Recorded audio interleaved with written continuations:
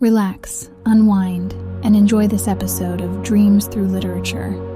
Let's begin our adventure. Alice's Adventures in Wonderland by Lewis Carroll. Chapter 1. Down the Rabbit Hole. Alice was beginning to get very tired of sitting by her sister on the bank, and of having nothing to do. Once or twice she had peeped into the book her sister was reading, but it had no pictures or conversations in it. And what is the use of a book, thought Alice, without pictures or conversations? So she was considering in her own mind, as well as she could, for the hot day made her feel very sleepy and stupid, whether the pleasure of making a daisy chain would be worth the trouble of getting up and picking the daisies, when suddenly a white rabbit with pink eyes ran close by her. There was nothing so very remarkable in that, nor did Alice think it so very much out of the way to hear the rabbit say to itself, oh dear, I shall be late."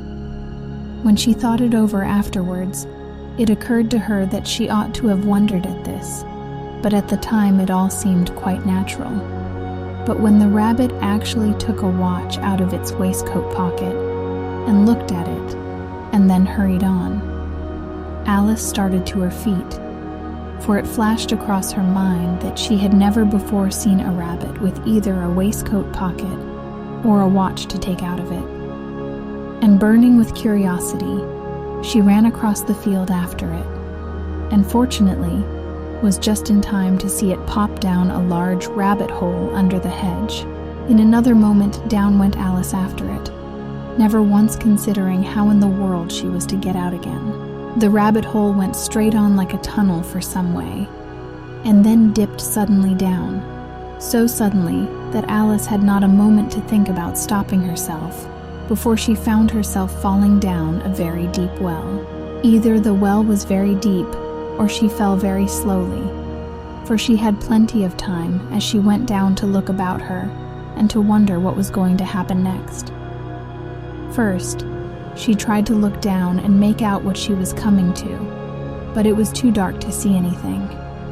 Then she looked at the sides of the well and noticed that they were filled with cupboards and bookshelves. Here and there she saw maps and pictures hung upon pegs. She took down a jar from one of the shelves as she passed.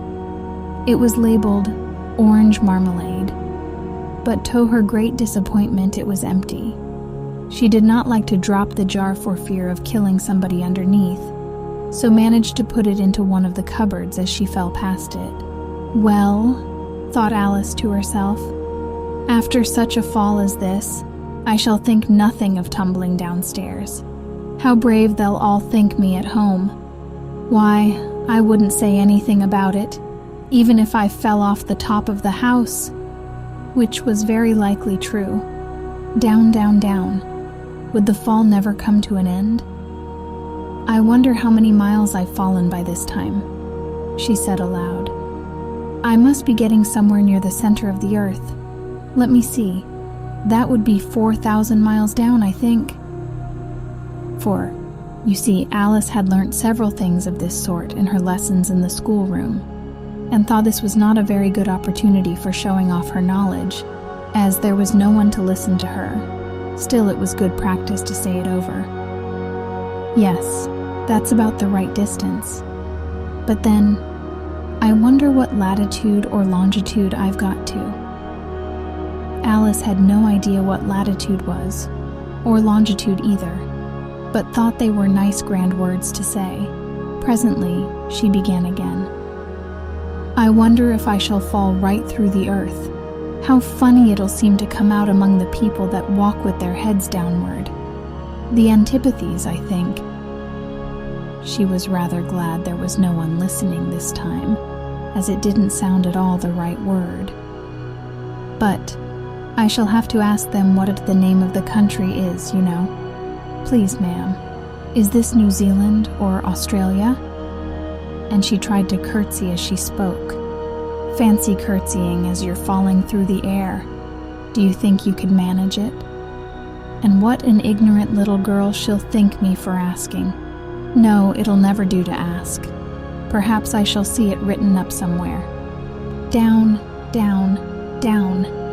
There was nothing else to do, so Alice soon began talking again.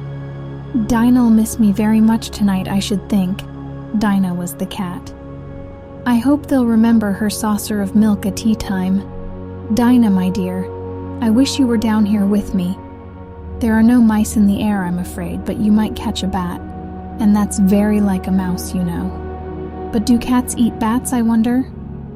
And here Alice began to get rather sleepy, and went on saying to herself, in a dreamy sort of way, do cats eat bats? Do cats eat bats? And sometimes, do bats eat cats?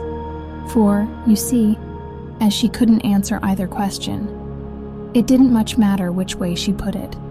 She felt that she was dozing off, and had just begun to dream that she was walking hand in hand with Dinah, and saying to her very earnestly, Now, Dinah, tell me the truth.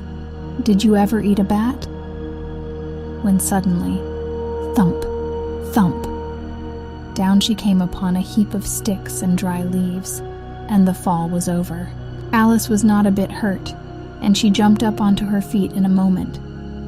She looked up, but it was all dark overhead. Before her was another long passage, and the white rabbit was still in sight, hurrying down it. There was not a moment to be lost. Away went Alice like the wind, and was just in time to hear it say, as it turned a corner, Oh, my ears and whiskers, how late it's getting. She was close behind it when she turned the corner, but the rabbit was no longer to be seen.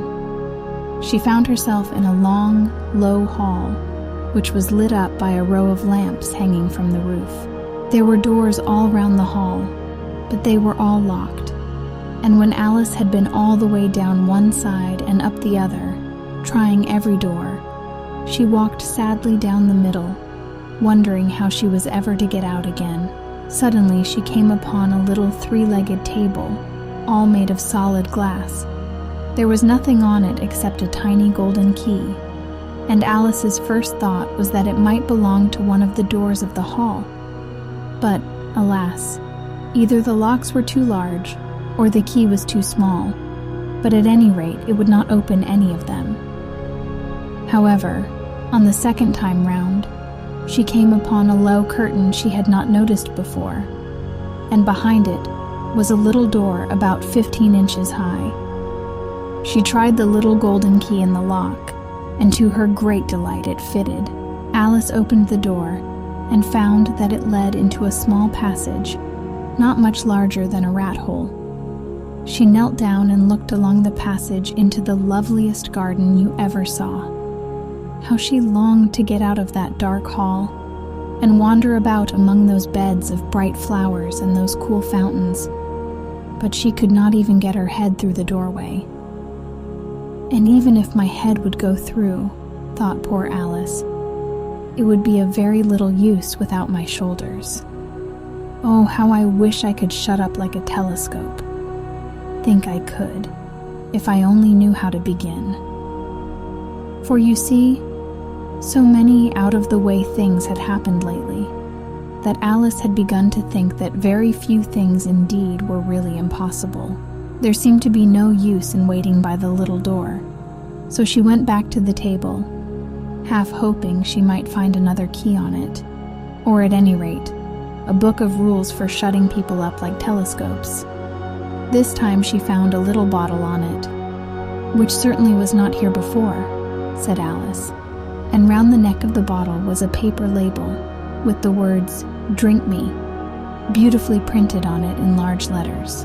It was all very well to say, Drink me, but the wise little Alice was not going to do that in a hurry. No, I'll look first, she said, and see whether it's marked poison or not. For she had read several nice little histories about children who had got burnt and eaten up by wild beasts and other unpleasant things, all because they would not remember the simple rules their friends had taught them, such as that a red-hot poker will burn you if you hold it too long, and that if you cut your finger very deeply with a knife, it usually bleeds. And she had never forgotten that if you drink much from a bottle marked poison, it is almost certain to disagree with you, sooner or later. However, this bottle was not marked poison, so Alice ventured to taste it, and finding it very nice. It had in fact a sort of mixed flavor of cherry tart, custard, pineapple, roast turkey, toffee, and hot buttered toast. She very soon finished it off. "What a curious feeling," said Alice. "I must be shutting up like a telescope." And so it was indeed. She was now only 10 inches high, and her face brightened up at the thought that she was now the right size for going through the little door into that lovely garden.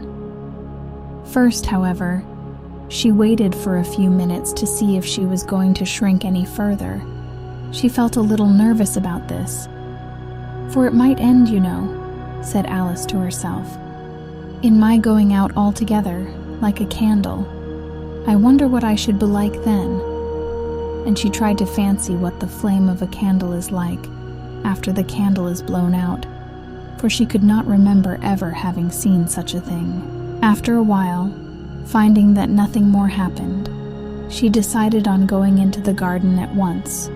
But, alas for poor Alice, when she got to the door, she found she had forgotten the little golden key, and when she went back to the table for it, she found she could not possibly reach it.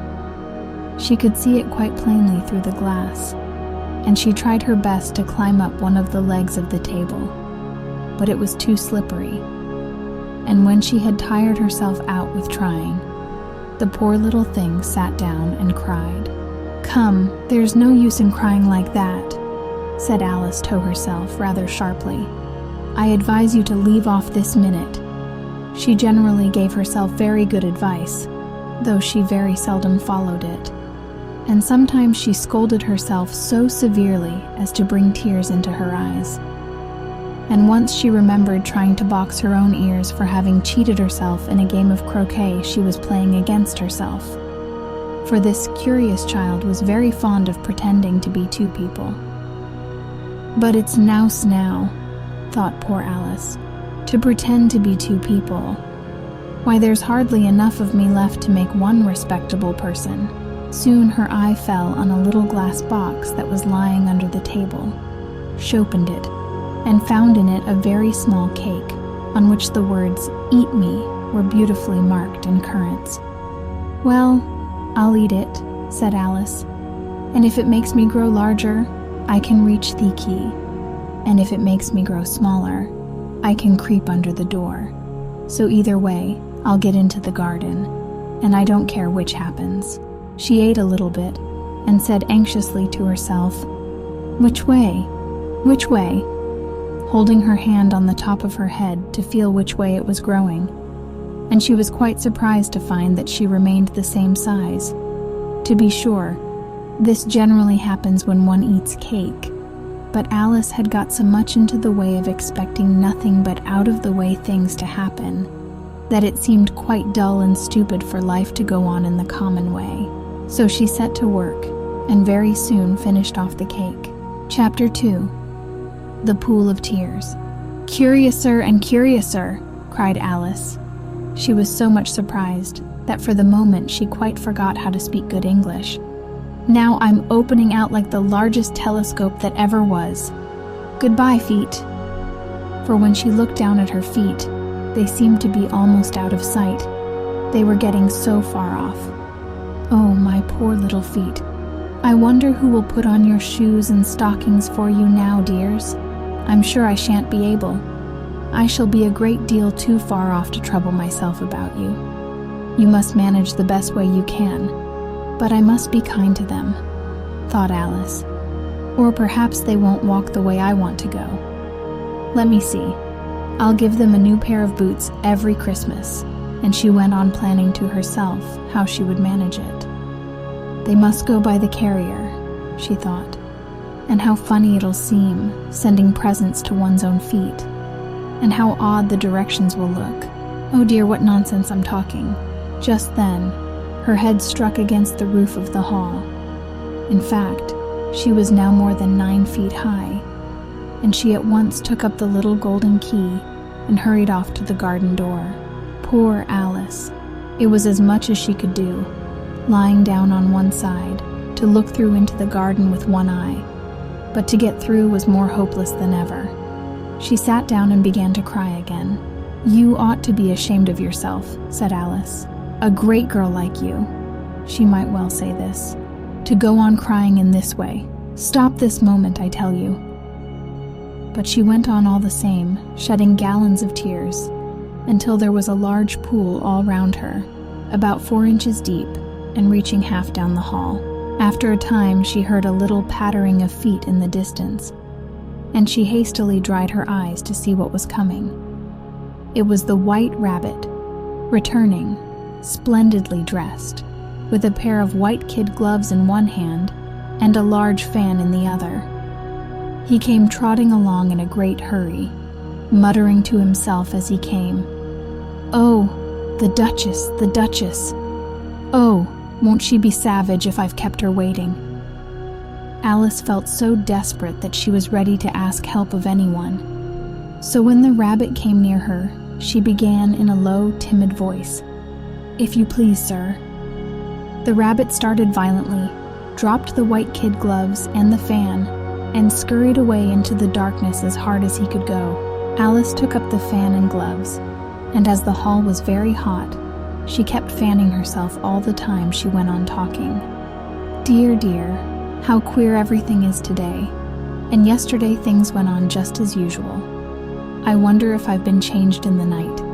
Let me think. Was I the same when I got up this morning? I almost think I can remember feeling a little different. But if I'm not the same, the next question is, who in the world am I? Ah, that's the great puzzle." And she began thinking over all the children she knew that were of the same age as herself, to see if she could have been changed for any of them. "I'm sure I'm not Ada," she said, "for her hair goes in such long ringlets, and mine doesn't go in ringlets at all. And I'm sure I can't be Mabel, for I know all sorts of things, and she knows such a very little. Besides, she's she, and I'm I, and oh dear, how puzzling it all is. I'll try if I know all the things I used to know. Let me see. 4 times 5 is 12, and 4 times 6 is 13, and 4 times 7 is... oh dear, I shall never get to 20 at that rate. However, the multiplication table doesn't signify. Let's try geography.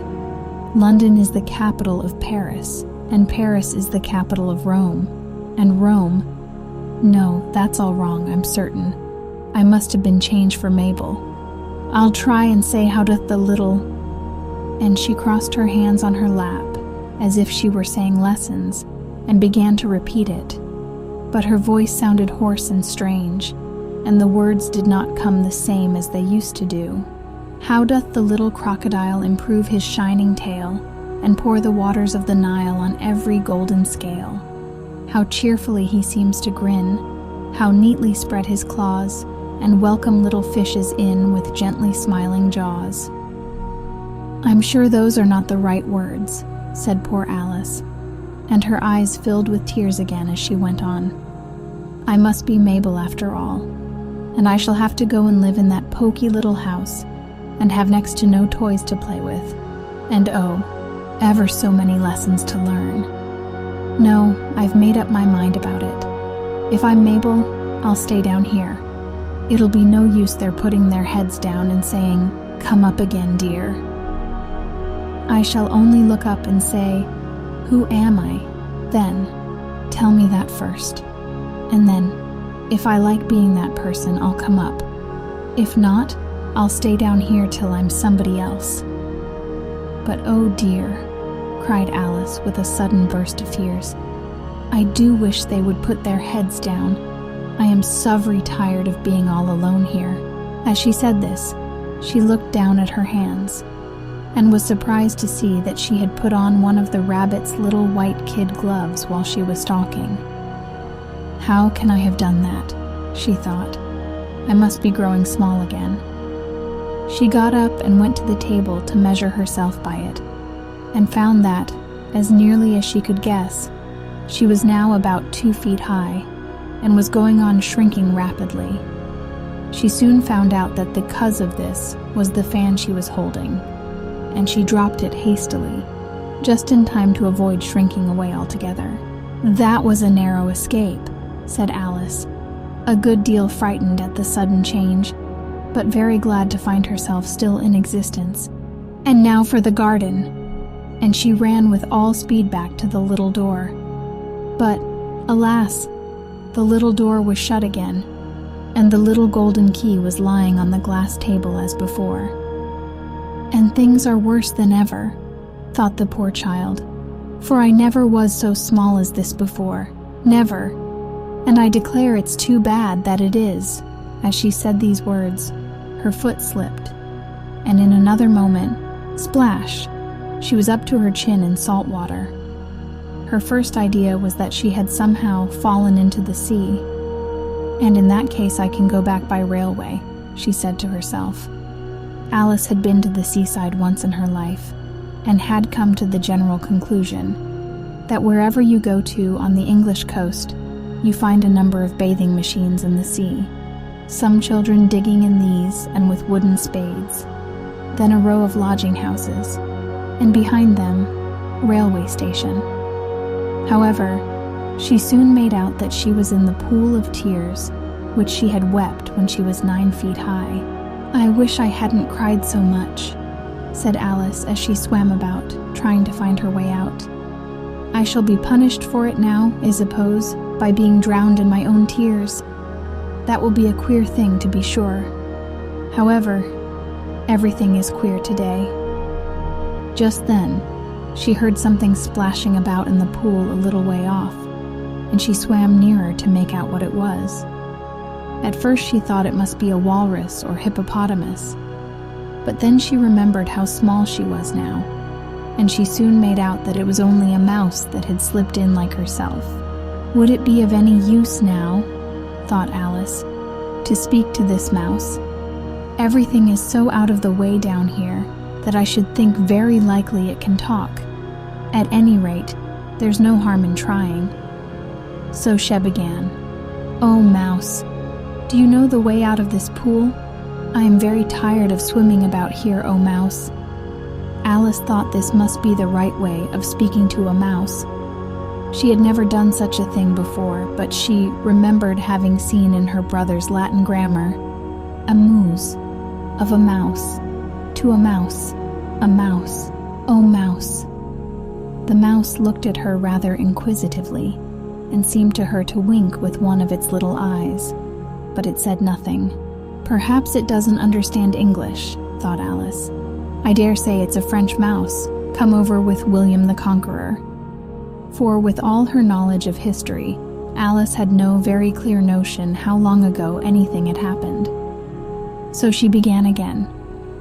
"West Machat," which was the first sentence in her French lesson book. The mouse gave a sudden leap out of the water and seemed to quiver all over with fright. "Oh, I beg your pardon," cried Alice hastily, afraid that she had hurt the poor animal's feelings. "I quite forgot you didn't like cats." "Not like cats," cried the mouse in a shrill, passionate voice. "Would you like cats if you were me?" "Well, perhaps not," said Alice in a soothing tone. "Don't be angry about it. And yet I wish I could show you our cat Dina. I think you'd take a fancy to cats if you could only see her. She's such a dear quiet thing," Alice went on, half to herself, as she swam lazily about in the pool. "And she sits purring so nicely by the fire, licking her paws and washing her face, and she is such a nice soft thing to nurse. And she's such a capital one for catching mice.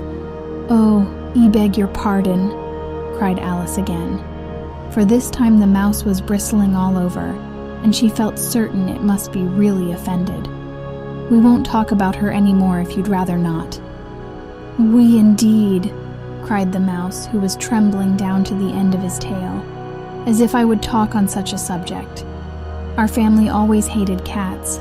Nasty, low, vulgar things. Don't let me hear the name again." "I won't indeed," said Alice, in a great hurry to change the subject of conversation. Are you fond of dogs?" The mouse did not answer, so Alice went on eagerly. "There is such a nice little dog near our house I should like to show you. A little bright-eyed terrier, you know, with such long curly brown hair. And it'll fetch things when you throw them, and it'll sit up and beg for its dinner, and all sorts of things. I can't remember half of them. And it belongs to a farmer, you know, and he says it's souseful. It's worth £100. He says it kills all the rats, and—" "Oh dear," cried Alice in a sorrowful tone. "I'm afraid I've offended it again." For the mouse was swimming away from her as hard as it could go, and making quite a commotion in the pool as it went, so she called softly after it, "Mouse dear, do come back again, and we won't talk about cats or dogs either if you don't like them." When the mouse heard this, it turned round and swam slowly back to her. Its face was quite pale, with passion, Alice thought, and it said in a low, trembling voice, "Let us get to the shore, and then I'll tell you my history, and you'll understand why it is I hate cats and dogs." It was high time to go, for the pool was getting quite crowded with the birds and animals that had fallen into it. There were a duck and a dodo, a lory and Don eaglet, and several other curious creatures.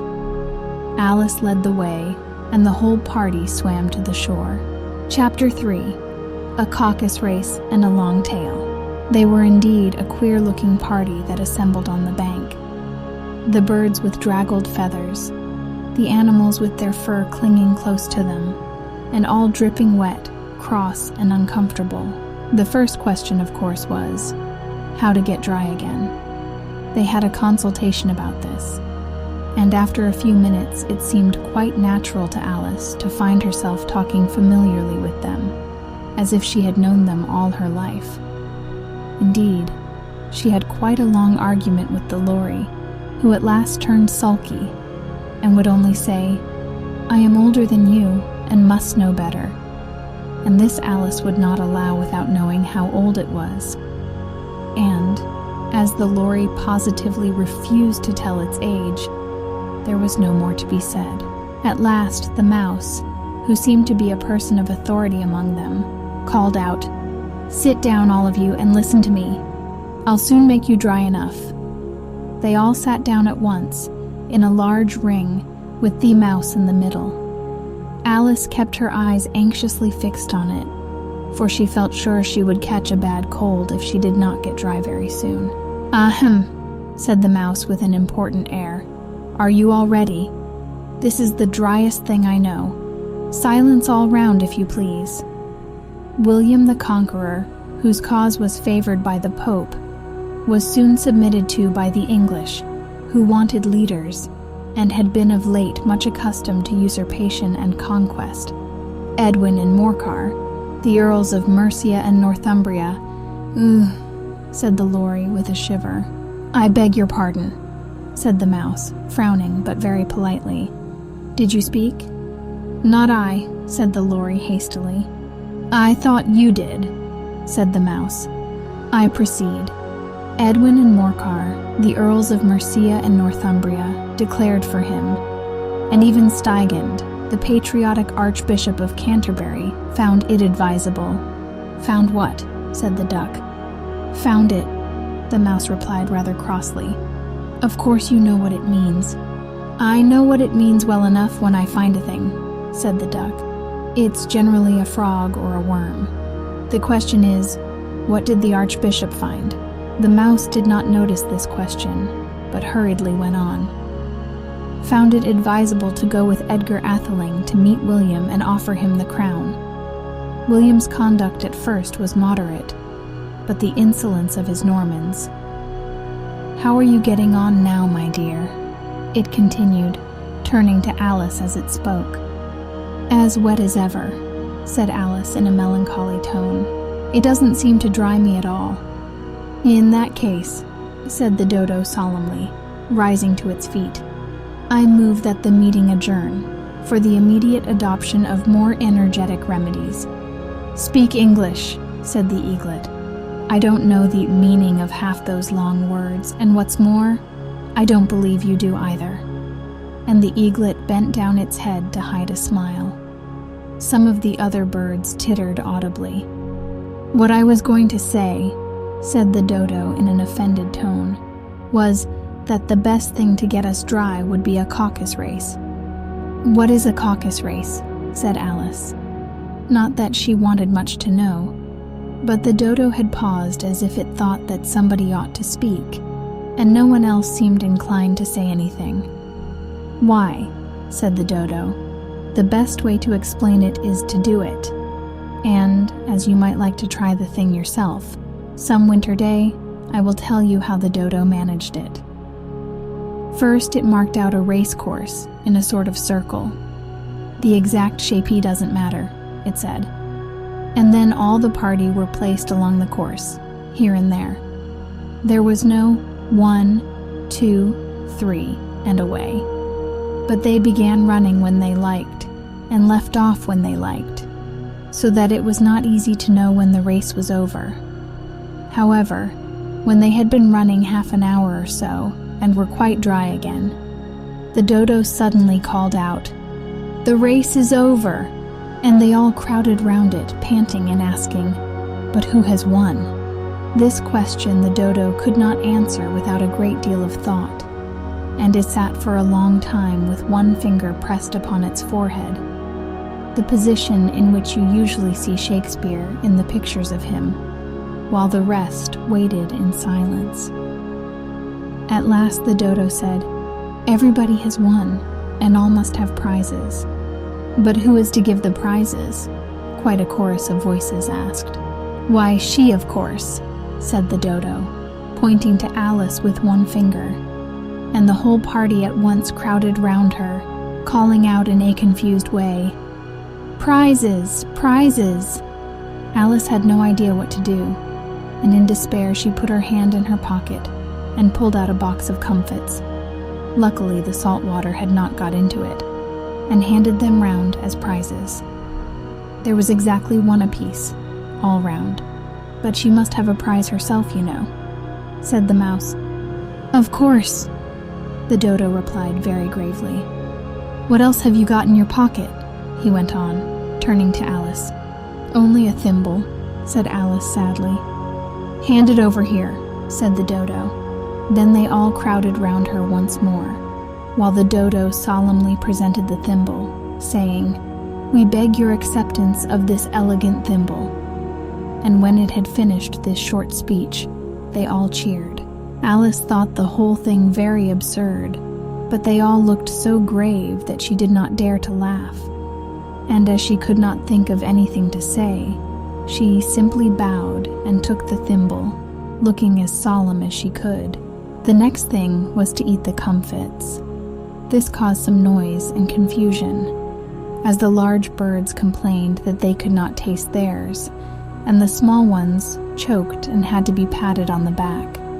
However, it was over at last, and they sat down again in a ring and begged the mouse to tell them something more.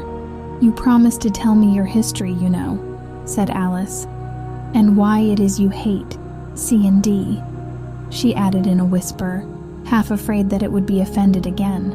"Mine is a long and a sad tale," said the mouse, turning to Alice and sighing.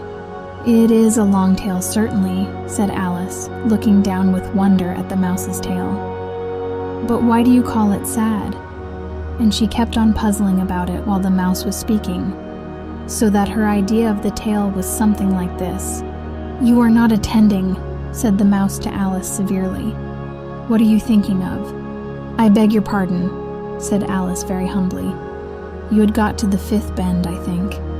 "I had not," cried the mouse sharply and very angrily. "A knot," said Alice, always ready to make herself useful and looking anxiously about her. "Oh, do let me help to undo it." "I shall do nothing of the sort," said the mouse, getting up and walking away. "You insult me by talking such nonsense." "I didn't mean it," pleaded poor Alice. But you're so easily offended, you know." The mouse only growled in reply. "Please come back and finish your story," Alice called after it, and the others all joined in chorus. "Yes, please do." But the mouse only shook its head impatiently and walked a little quicker.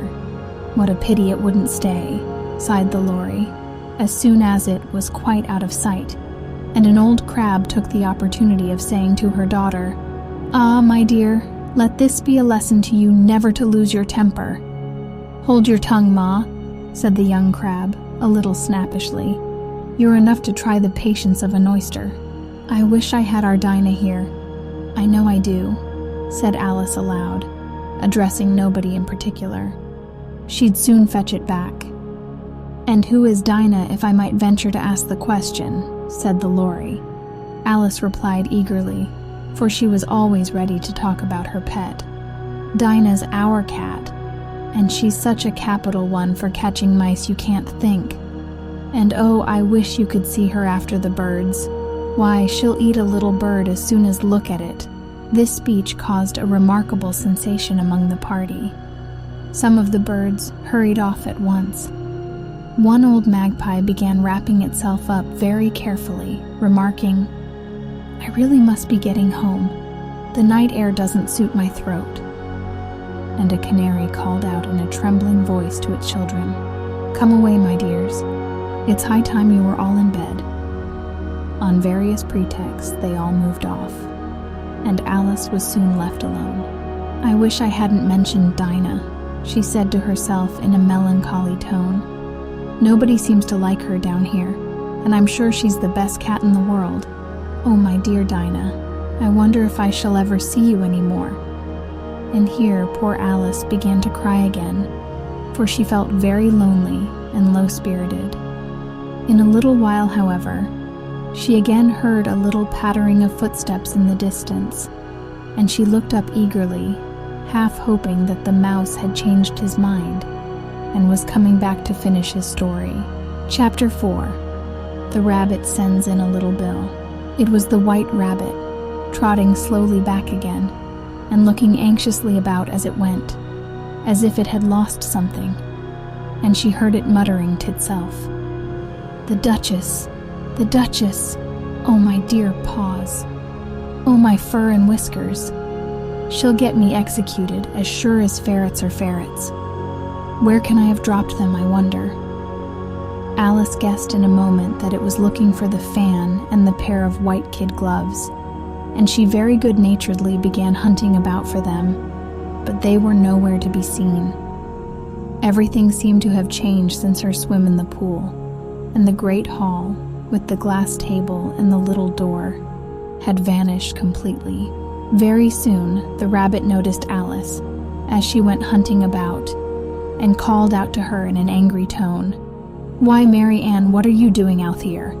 Run home this moment and fetch me a pair of gloves and a fan. Quick, now!" And Alice was so much frightened that she ran off at once in the direction it pointed to, without trying to explain the mistake it had made. "He took me for his housemaid," she said to herself as she ran. "How surprised he'll be when he finds out who I am. But I'd better take him his fan and gloves. That is, if I can find them." As she said this, she came upon a neat little house, on the door of which was a bright brass plate with the name W. Rabbit engraved upon it. She went in without knocking, and hurried upstairs, in great fear lest she should meet the real Mary Ann, and be turned out of the house before she had found the fan and gloves. "How queer it seems," Alice said to herself, "to be going messages for a rabbit. I suppose Dinah'll be sending me on messages next." And she began fancying the sort of thing that would happen. "Miss Alice, come here directly and get ready for your walk."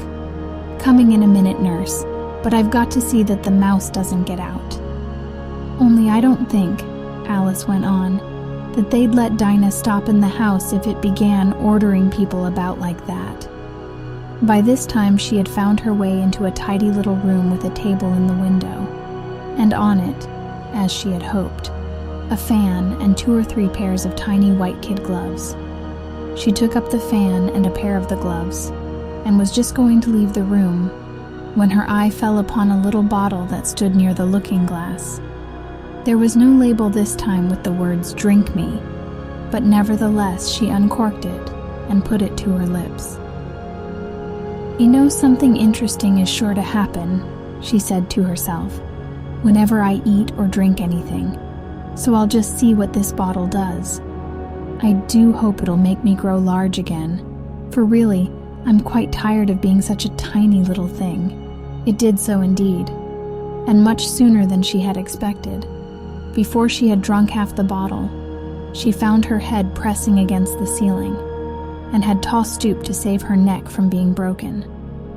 She hastily put down the bottle, saying to herself, "That's quite enough. I hope I shan't grow any more. As it is, I can't get out at the door. I do wish I hadn't drunk quite so much."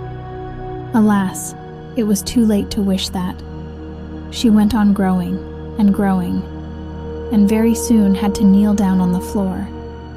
In another minute, there was not even room for this, and she tried the effect of lying down with one elbow against the door and the other arm curled round her head.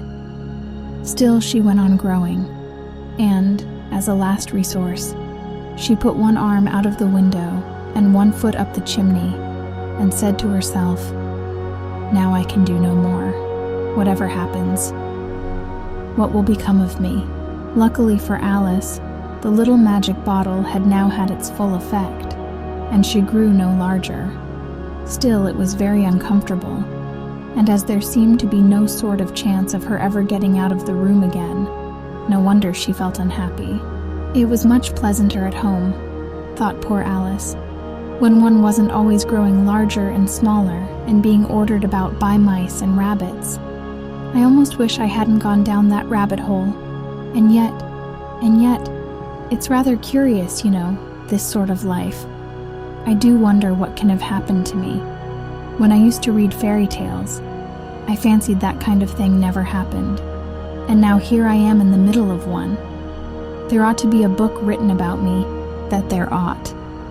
And when I grow up, I'll write one. But I'm grown up now," she added in a sorrowful tone. "At least there's no room to grow up any more here. But then," thought Alice, "shall I never get any older than I am now? That'll be a comfort, one way, never to be an old woman. But then, always to have lessons to learn. Oh, I shouldn't like that." "Oh, you foolish Alice," she answered herself. "How can you learn lessons in here?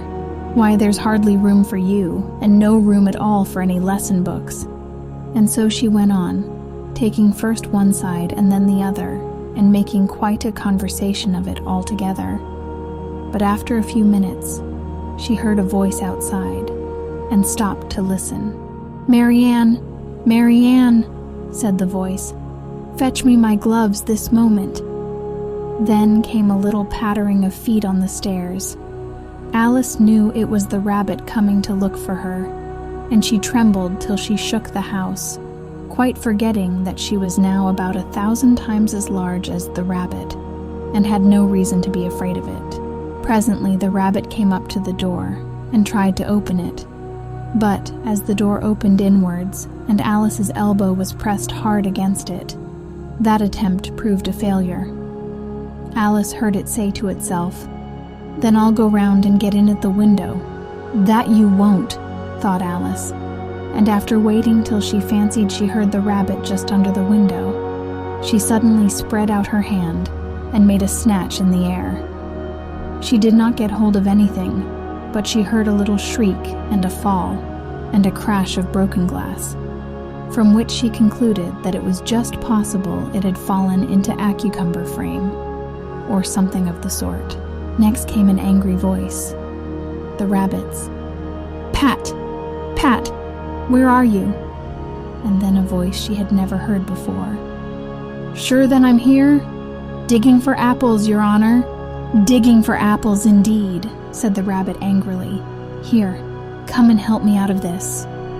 Sounds of more broken glass. "Now tell me, Pat, what's that in the window?" "Sure, it's an arm, Your Honor." He pronounced it Aram. "An arm, you goose. Whoever saw one that size? Why, it fills the whole window." "Sure it does, Your Honor, but it's an arm for all that." "Well, it's got no business there at any rate. Go and take it away." There was a long silence after this, and Alice could only hear whispers now and then, such as, "Sure, I don't like it, Your Honor, at all. "Do as I tell you, you coward."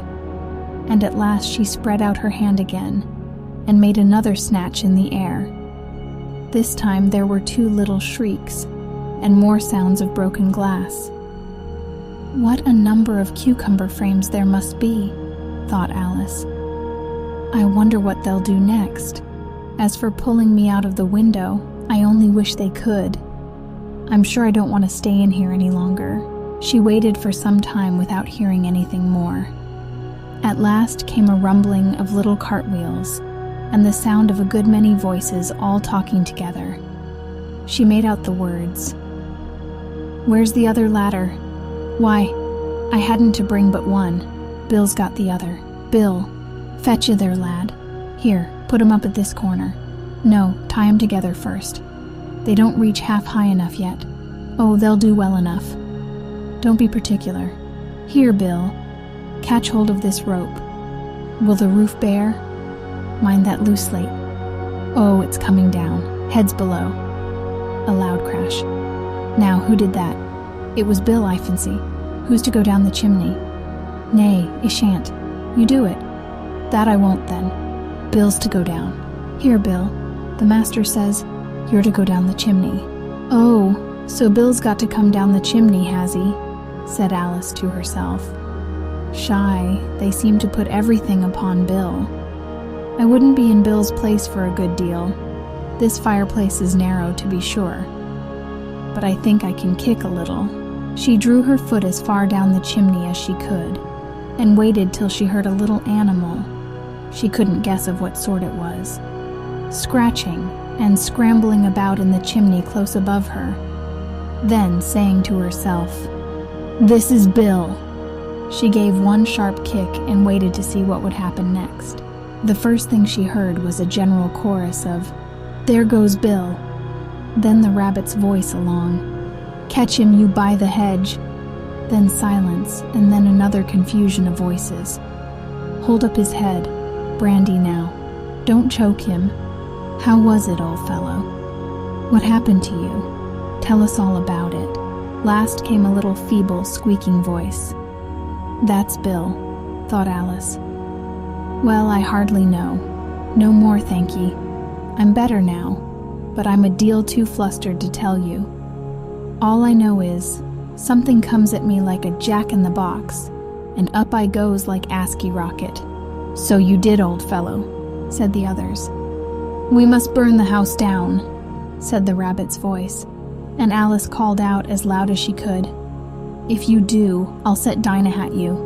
There was a dead silence instantly, and Alice thought to herself, "I wonder what they will do next. If they had any sense, they'd take the roof off." After a minute or two, they began moving about again, and Alice heard the rabbit say, "A barrowful will do to begin with." A barrowful of what? thought Alice. But she had not long to doubt, for the next moment, a shower of little pebbles came rattling in at the window, and some of them hit her in the face. "I'll put a stop to this," she said to herself, and shouted out, "You'd better not do that again," which produced another dead silence. Alice noticed with some surprise that the pebbles were all turning into little cakes as they lay on the floor, and a bright idea came into her head.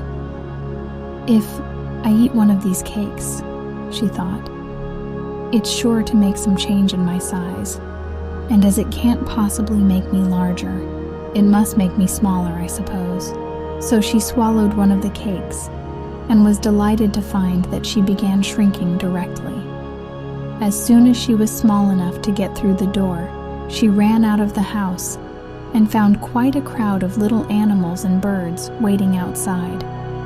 The poor little lizard, Bill, was in the middle, being held up by 2 guinea pigs, who were giving it something out of a bottle.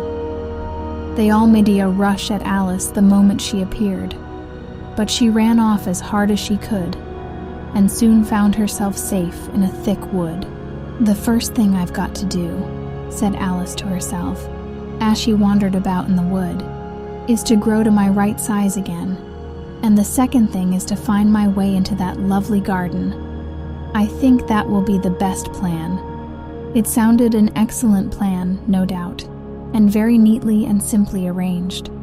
The only difficulty was that she had not the smallest idea how to set about it, and while she was peering about anxiously among the trees, a little sharp bark just over her head made her look up in a great hurry.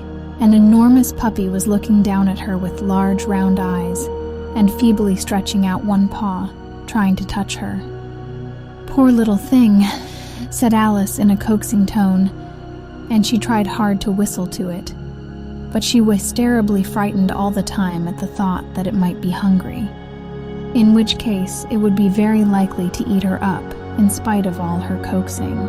Hardly knowing what she did, she picked up a little bit of stick and held it out to the puppy, whereupon the puppy jumped into the air off all its feet at taunts with a yelp of delight and rushed at the stick and made believe to worry it. Then Alice dodged behind a great thistle to keep herself from being run over, and the moment she appeared on the other side, the puppy made another rush at the stick and tumbled head over heels in its hurry to get hold of it. Then Alice, thinking it was very like having a game of play with a cart horse, and expecting every moment to be trampled under its feet, ran round the thistle again. Then the puppy began a series of short charges at the stick, running every little way forwards each time and a long way back, and barking hoarsely all the while, till at last it sat down a good way off, panting, with its tongue hanging out of its mouth, and its great eyes half shut. This seemed to Alice a good opportunity for making her escape, so she set off at once and ran till she was quite tired and out of breath, until the puppy's bark sounded quite faint in the distance. "And yet what a dear little puppy it was," said Alice, as she leant against a buttercup to rest herself and fanned herself with one of the leaves. "I should have liked teaching it tricks very much, if I'd only been the right size to do it. Oh dear, I'd nearly forgotten that I've got to grow up again. Let me see, how is it to be managed? I suppose I ought to eat or drink something or other, but the great question is, what?" The great question certainly was, what? Alice looked all round her at the flowers and the blades of grass, but she did not see anything that looked like the right thing to eat or drink under the circumstances. There was a large mushroom growing near her, about the same height as herself, and when she had looked under it, and on both sides of it, and behind it, it occurred to her that she might as well look and see what was on the top of it. She stretched herself up on tiptoe, and peeped over the edge of the mushroom, and her eyes immediately met those of a large blue caterpillar that was sitting on the top with its arms folded, quietly smoking a long hookah, and taking not the smallest notice of her, or of anything else. Chapter 5. Advice from a Caterpillar. The caterpillar and Alice looked at each other for some time in silence.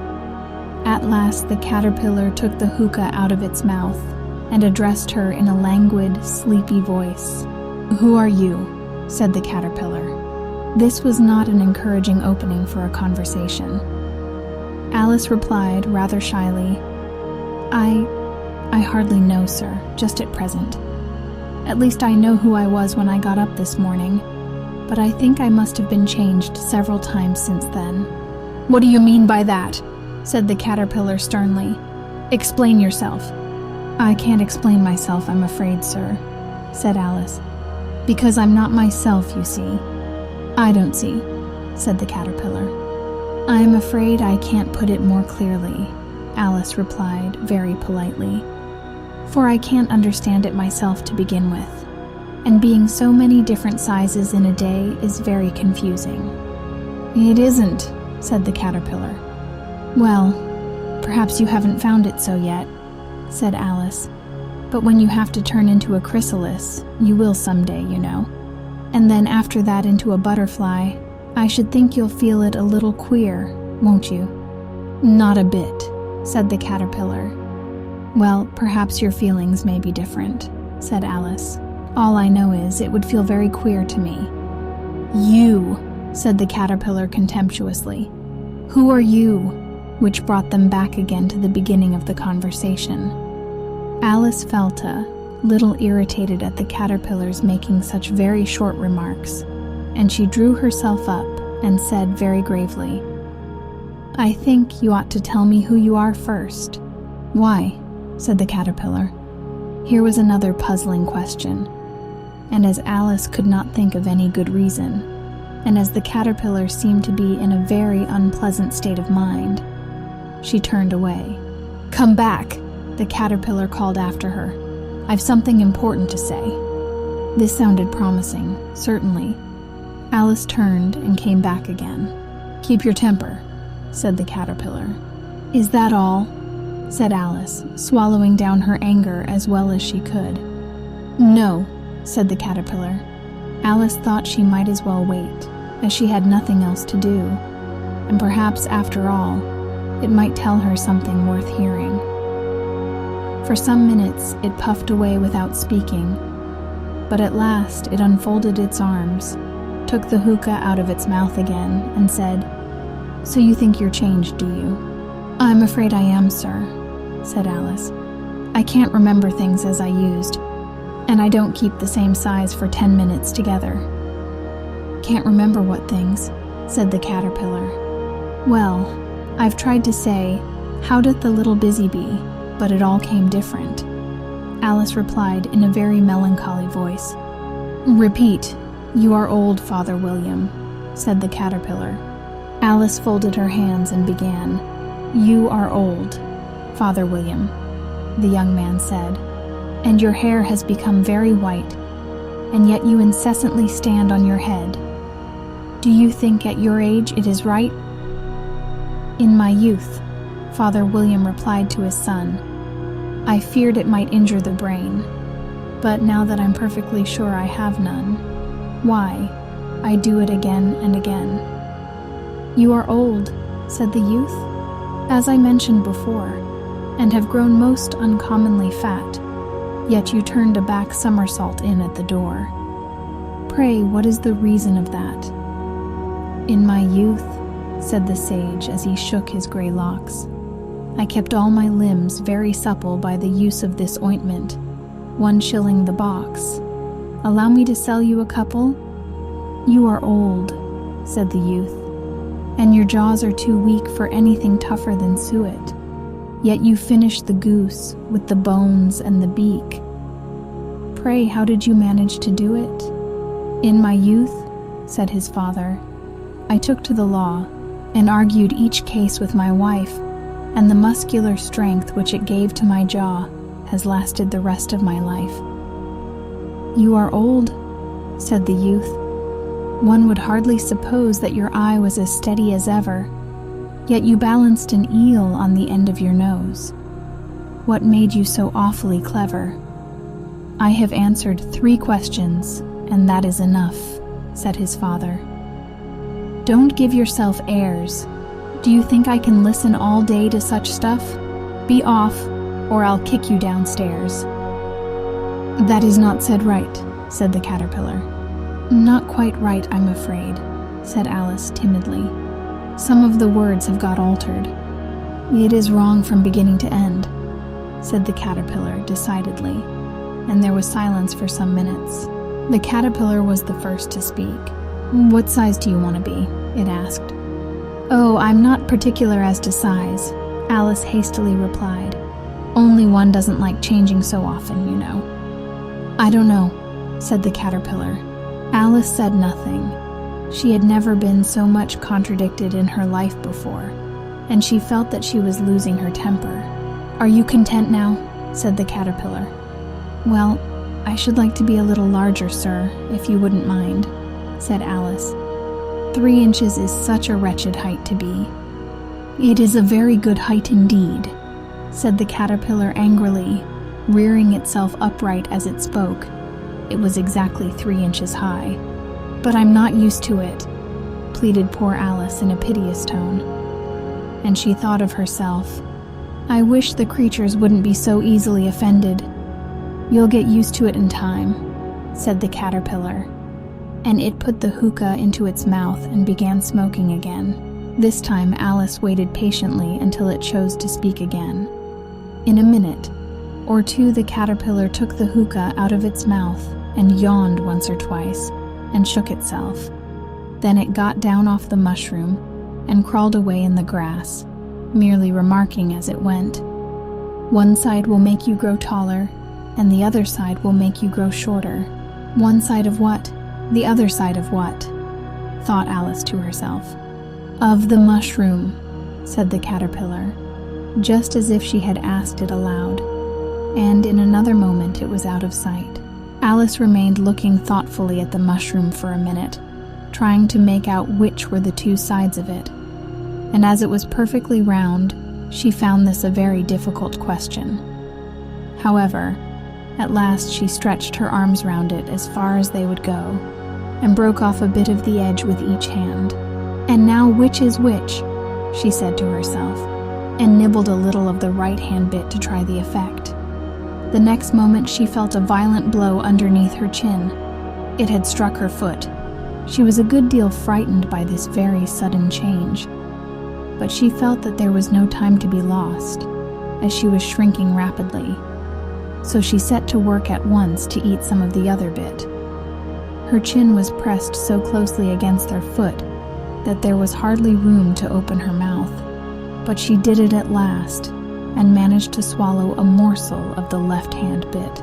Asterisk, asterisk, asterisk, asterisk, asterisk, asterisk, asterisk, asterisk, asterisk, asterisk, asterisk, asterisk, asterisk, asterisk, asterisk, asterisk, asterisk, asterisk, asterisk, asterisk.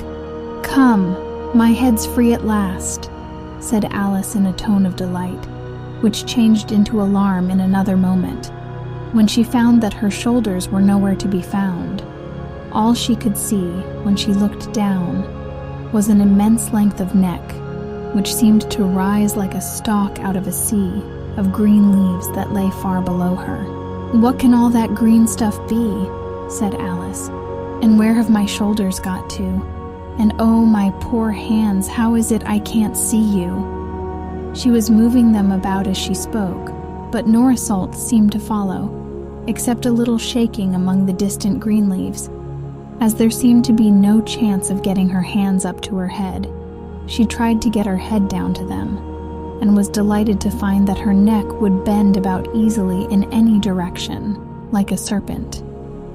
She had just succeeded in curving it down into a graceful zigzag, and was going to dive in among the leaves, which she found to be nothing but the tops of the trees under which she'd been wandering, when a sharp hiss made her draw back in a hurry. A large pigeon had flown into her face, and was beating her violently with its wings. "Serpent!" screamed the pigeon. "I'm not a serpent," said Alice indignantly. "Let me alone." "Serpent, I say again," repeated the pigeon, but in a more subdued tone, and added with a kind of sob, "I've tried every way and nothing seems to suit them." "I haven't the least idea what you're talking about," said Alice. "I've tried the roots of trees, and I've tried banks, and I've tried hedges," the pigeon went on, without attending to her. "But those serpents, there's no pleasing them." Alice was more and more puzzled, but she thought there was no use in saying anything more till the pigeon had finished. "As if it wasn't trouble enough hatching the eggs," said the pigeon. "But I must be on the lookout for serpents night and day. Why, I haven't had a wink of sleep these 3 weeks." "I'm very sorry you've been annoyed," said Alice, who was beginning to see its meaning.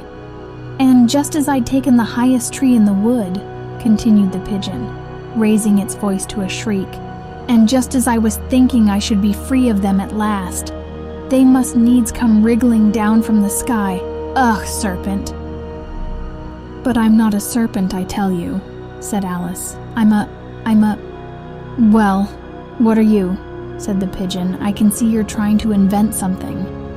I'm a little girl," said Alice, rather doubtfully, as she remembered the number of changes she had gone through that day. "A likely story indeed," said the pigeon in a tone of the deepest contempt. "I've seen a good many little girls in my time, but never one with such a neck as that. No, you're a serpent, and there's no use denying it. I suppose you'll be telling me next that you never tasted an egg." "I have tasted eggs, certainly," said Alice, who was a very truthful child. "But little girls eat eggs quite as much as serpents do, you know." "I don't believe it," said the pigeon. "But if they do, why then they're a kind of serpent. That's all I can say." This was such a new idea to Alice that she was quite silent for a minute or two, which gave the pigeon the opportunity of adding, "You're looking for eggs. I know that well enough. And what does it matter to me, whether you're a little girl or a serpent?" "It matters a good deal to me," said Alice hastily. "But I'm not looking for eggs as it happens. And if I was, I shouldn't want yours. I don't like them raw." "Well, be off then," said the pigeon in a sulky tone, as it settled down again into its nest. Alice crouched down among the trees as well as she could, for her neck kept getting entangled among the branches, and every now and then she had to stop and untwist it. After a while, she remembered that she still held the pieces of mushroom in her hands, and she set to work very carefully, nibbling first at one and then at the other, and growing sometimes taller and sometimes shorter, until she had succeeded in bringing herself down to her usual height. It was so long since she had been anything near the right size that it felt quite strange at first, but she got used to it in a few minutes and began talking to herself, as usual.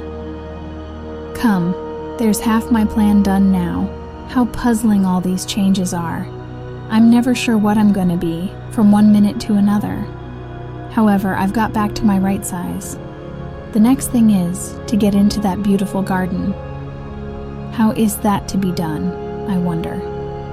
As she said this, she came suddenly upon an open place with a little house in it about 4 feet high. "Whoever lives there," thought Alice, "it'll never do to come upon them this size. Why, I should frighten them out of their wits." So she began nibbling at the right-hand bit again, and did not venture to go near the house till she had brought herself down to 9 inches high. Chapter 6. Pig and Pepper. For a minute or two, she stood looking at the house, and wondering what to do next, when suddenly a footman in livery came running out of the wood. She considered him to be a footman because he was in livery. Otherwise, judging by his face only, she would have called him a fish, and rapped loudly at the door with his knuckles. It was opened by another footman in livery, with a round face and large eyes like a frog, and both footmen, Alice noticed, had powdered hair that curled all over their heads. She felt very curious to know what it was all about, and crept a little way out of the wood to listen.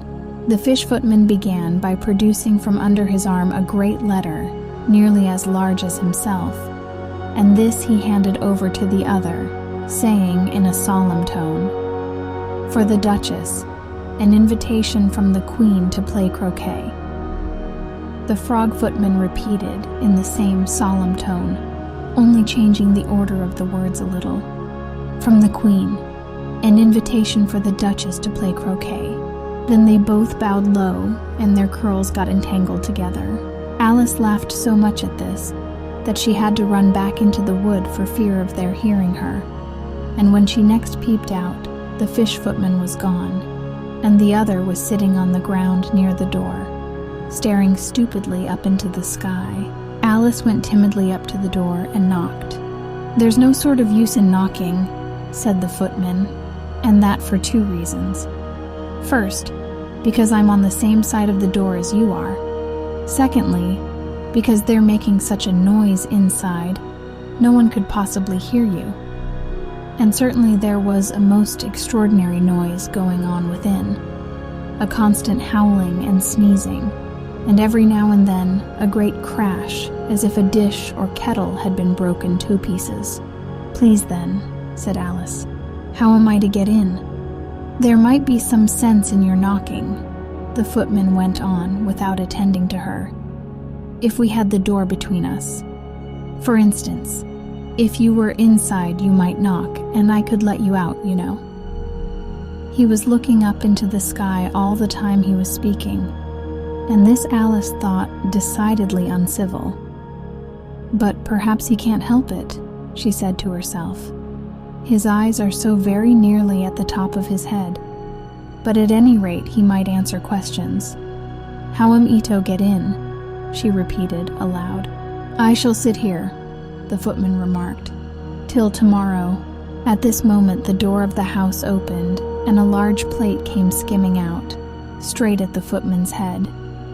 It just grazed his nose, and broke to pieces against one of the trees behind him. "Or next day, maybe," the footman continued in the same tone, exactly as if nothing had happened. "How am I to get in?"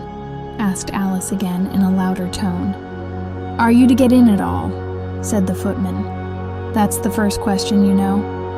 It was, no doubt, only Alice did not like to be told so.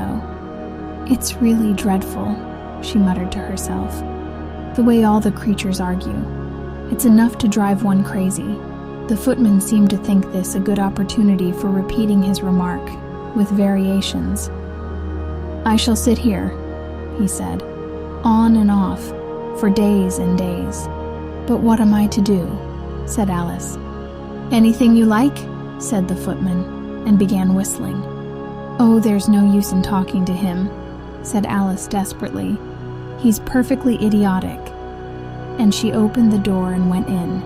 The door led right into a large kitchen, which was full of smoke from one end to the other. The Duchess was sitting on a three-legged stool in the middle, nursing a baby. The cook was leaning over the fire, stirring a large cauldron, which seemed to be full of soup. "There's certainly too much pepper in that soup," Alice said to herself, as well as she could for sneezing. There was certainly too much of it in the air. Even the Duchess sneezed occasionally. And as for the baby, it was sneezing and howling alternately without a moment's pause. The only things in the kitchen that did not sneeze were the cook and a large cat, which was sitting on the hearth and grinning from ear to ear. "Please would you tell me," said Alice a little timidly, for she was not quite sure whether it was good manners for her to speak first, "why your cat grins like that?" "It's a Cheshire Cat," said the Duchess, "and that's why, pig." She said the last word with such sudden violence that Alice quite jumped, but she saw in another moment that it was addressed to the baby and not to her. So she took courage and went on again. "I didn't know that Cheshire Cats always grinned. In fact, I didn't know that cats could grin." "They all can," said the Duchess, "and most of them do." "I don't know of any that do," Alice said very politely, feeling quite pleased to have got into a conversation. "You don't know much," said the Duchess, "and that's a fact." Alice did not at all like the tone of this remark, and thought it would be a swell to introduce some other subject of conversation. While she was trying to fix on one, the cook took the cauldron of soup off the fire, and at once set to work throwing everything within her reach at the Duchess and the baby. The fire irons came first, then followed a shower of saucepans, plates, and dishes. The Duchess took no notice of them even when they hit her, and the baby was howling so much already that it was quite impossible to say whether the blow shirted or not. "Oh, please mind what you're doing," cried Alice, jumping up and down in an agony of terror. "Oh, there goes his precious nose," as an unusually large saucepan flew close by it, and very nearly carried it off. "If everybody minded their own business," the Duchess said in a hoarse growl, "the world would go round a deal faster than it does." "Which would not be an advantage," said Alice, who felt very glad to get an opportunity of showing off a little of her knowledge. Just think of what work it would make with the day and night. You see, the Earth takes 24 hours to turn round on its axis. Talking of axes, said the Duchess, chop off her head. Alice glanced rather anxiously at the cook, to see if she meant to take the hint. But the cook was busily stirring the soup, and seemed not to be listening. So she went on again.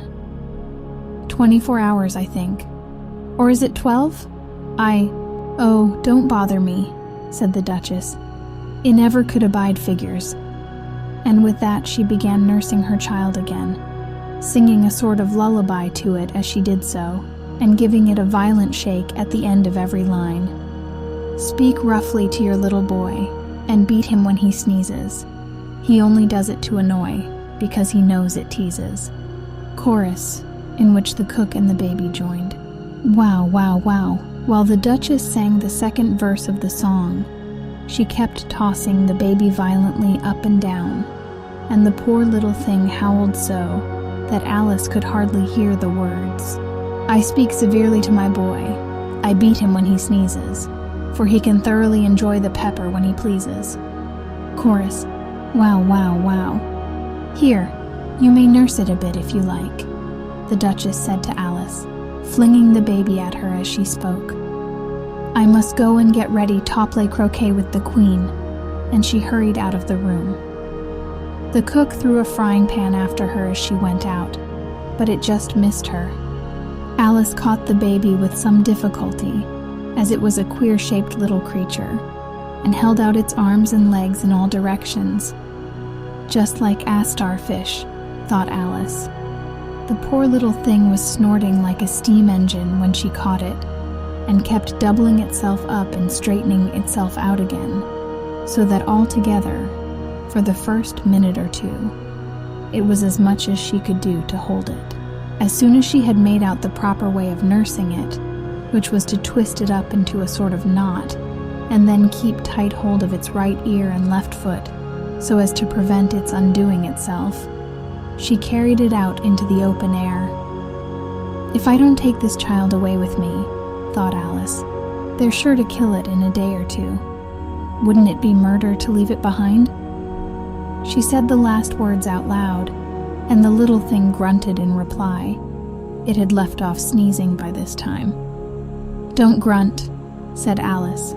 That's not at all a proper way of expressing yourself. The baby grunted again, and Alice looked very anxiously into its face to see what was the matter with it. There could be no doubt that it had a very turn-up nose, much more like a snout than a real nose. Also, its eyes were getting extremely small for a baby. Altogether, Alice did not like the look of the thing at all. But perhaps it was only sobbing, she thought, and looked into its eyes again, to see if there were any tears. No, there were no tears. If you're going to turn into a pig, my dear, said Alice seriously, I'll have nothing more to do with you. Mind now. The poor little thing sobbed again, or grunted, it was impossible to say which, and they went on for some while in silence. Alice was just beginning to think to herself, now, what am I to do with this creature when I get it home? When it grunted again, so violently, that she looked down into its face in some alarm. This time there could be no mistake about it. It was neither more nor less than a pig, and she felt that it would be quite absurd for her to carry it further. So she set the little creature down, and felt quite relieved to see it trot away quietly into the wood. If it had grown up, she said to herself, it would have made a dreadfully ugly child, but it makes rather a handsome pig, I think. And she began thinking over other children she knew, who might do very well as pigs, and was just saying to herself, if Phone only knew the right way to change them. When she was a little startled by seeing the Cheshire Cat sitting on a bough of a tree a few yards off. The cat only grinned when it saw Alice. It looked good-natured, she thought. Still, it had very long claws and a great many teeth, so she felt that it ought to be treated with respect. "Cheshire Puss," she began, rather timidly, as she did not at all know whether it would like the name. However, it only grinned a little wider. "Come, it's pleased so far," thought Alice, and she went on. "Would you tell me, please, which way I ought to go from here?" "That depends a good deal on where you want to get to," said the cat. "I don't much care where," said Alice. "Then it doesn't matter which way you go," said the cat. "So long as I get somewhere," Alice added as an explanation. "Oh, you're sure to do that," said the cat, "if you only walk long enough." Alice felt that this could not be denied, so she tried another question. "What sort of people live about here?" "In that direction," the cat said, waving its right paw round, "lives a hatter, and in that direction," waving the other paw, "lives a March hare. Visit either you like, they're both mad." "But I don't want to go among mad people," Alice remarked. "Oh, you can't help that," said the cat. "We're all mad here. I'm mad. You're mad." "How do you know I'm mad?" said Alice. "You must be," said the cat, "or you wouldn't have come here." Alice didn't think that proved it at all. However, she went on, "And how do you know that you're mad?" "You to begin with," said the cat. "A dog's not mad, you grant that?" "I suppose so," said Alice. "Well then," the cat went on, "you see, a dog growls when it's angry and wags its tail when it's pleased. Now I growl when I'm pleased, and wag my tail when I'm angry. Therefore, I'm mad." "I call it purring, not growling," said Alice. "Call it what you like," said the cat. "Do you play croquet with the Queen today?" "I should like it very much," said Alice, "but I haven't been invited yet."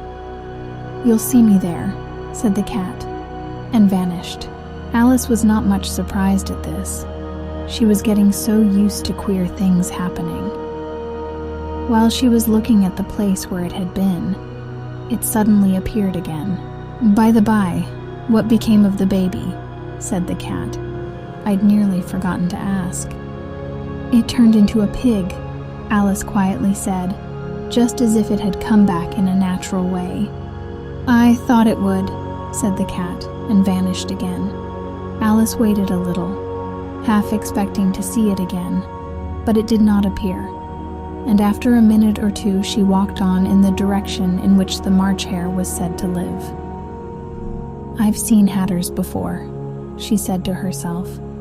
"The March hare will be much the most interesting, and perhaps, as this is May, it won't be raving mad. At least, not so mad as it was in March." As she said this, she looked up, and there was the cat again, sitting on a branch of a tree. "Did you say pig or fig?" said the cat. "I said pig," replied Alice, "and I wish you wouldn't keep appearing and vanishing so suddenly. You make one quite giddy." "All right," said the cat, and this time it vanished quite slowly, beginning with the end of the tail and ending with the grin, which remained some time after the rest of it had gone. "Well, I've often seen a cat without a grin," thought Alice, "but a grin without a cat. It's the most curious thing I ever saw in my life." She had not gone much farther before she came in sight of the house of the March hare. She thought it must be the right house, because the chimneys were shaped like ears, and the roof was thatched with fur. It was so large a house that she did not like to go nearer till she had nibbled some more of the left-than bit of mushroom, and raised herself to about 2 feet high. Even then, she walked up towards it rather timidly, saying to herself, "Suppose it should be raving mad after all. I almost wish I'd gone to see the hatter instead."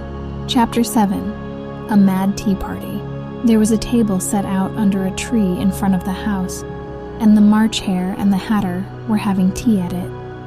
A dormouse was sitting between them, fast asleep, and the other two were using it as a cushion, resting their elbows on it and talking over its head. "Very uncomfortable for the dormouse," thought Alice. "Only as it's asleep, I suppose it doesn't mind." The table was a large one, but the three were all crowded together at one corner of it. "No room! No room!" they cried out when they saw Alice coming. "There's plenty of room," said Alice indignantly, and she sat down in a large armchair at one end of the table. "Have some wine," the March Hare said in an encouraging tone. Alice looked all round the table, but there was nothing on it but tea. "I don't see any wine," she remarked. "There isn't any," said the March Hare. "Then it wasn't very civil of you to offer it," said Alice angrily. "It wasn't very civil of you to sit down without being invited," said the March Hare. "I didn't know it was your table," said Alice. "It's laid for a great many more than 3. "Your hair wants cutting," said the Hatter. He had been looking at Alice for some time with great curiosity, and this was his first speech. "You should learn not to make personal remarks," Alice said with some severity. "It's very rude." The Hatter opened his eyes very wide on hearing this, but all he said was, "Why is a raven like a writing desk?" "Come, we shall have some fun now," thought Alice. "I'm glad they've begun asking riddles. I believe I can guess that," she added aloud. "Do you mean that you think you can find out the answer to it?" said the March Hare. "Exactly so," said Alice. "Then you should say what you mean," the March Hare went on. "I do," Alice hastily replied. At least I mean what I say. That's the same thing, you know." "Not the same thing a bit," said the Hatter. "You might just as well say that I see what I eat is the same thing as eat what I see." "You might just as well say," added the March Hare, "that I like what I get is the same thing as I get what I like." "You might just as well say," added the Dormouse, who seemed to be talking in his sleep, "that I breathe when I sleep is the same thing as I sleep when I breathe." "It is the same thing with you," said the Hatter, and here the conversation dropped, and the party sat silent for a minute, while Alice thought over all she could remember about ravens and writing desks, which wasn't much. The Hatter was the first to break the silence. "What day of the month is it?"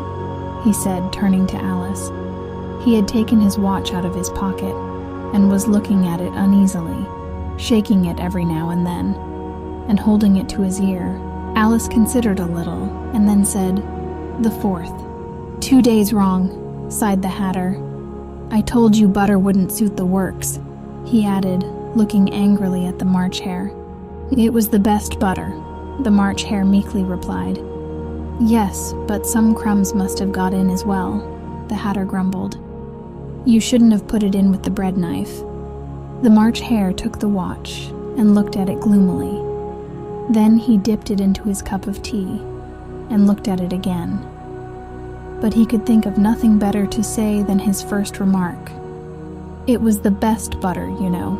Alice had been looking over his shoulder with some curiosity. "What a funny watch," she remarked. "It tells the day of the month, and doesn't tell what o'clock it is." "Why should it?" muttered the Hatter. "Does your watch tell you what year it is?" "Of course not," Alice replied very readily. "But that's because it stays the same year for such a long time together." "Which is just the case with mine," said the Hatter. Alice felt dreadfully puzzled. The Hatter's remark seemed to have no sort of meaning in it, and yet it was certainly English. "I don't quite understand you," she said as politely as she could. "The Dormouse is asleep again," said the Hatter, and he poured a little hot tea upon its nose. The Dormouse shook its head impatiently and said without opening its eyes, of course, just what I was going to remark myself." "Have you guessed the riddle yet?" the Hatter said, turning to Alice again. "No, I give it up," Alice replied. "What's the answer?" "I haven't the slightest idea," said the Hatter. "Nor I," said the March Hare. Alice sighed wearily. "I think you might do something better with the time," she said, "than waste it in asking riddles that have no answers." "If you knew time as well as I do," said the Hatter, You wouldn't talk about wasting it. It's him." "I don't know what you mean," said Alice. "Of course you don't," the Hatter said, tossing his head contemptuously. "I dare say you never even spoke to time." "Perhaps not," Alice cautiously replied. "But I know I have to beat time when I learn music." "Ah, that accounts for it," said the Hatter. "He won't stand beating. Now, if you only kept on good terms with him, he'd do almost anything you liked with the clock.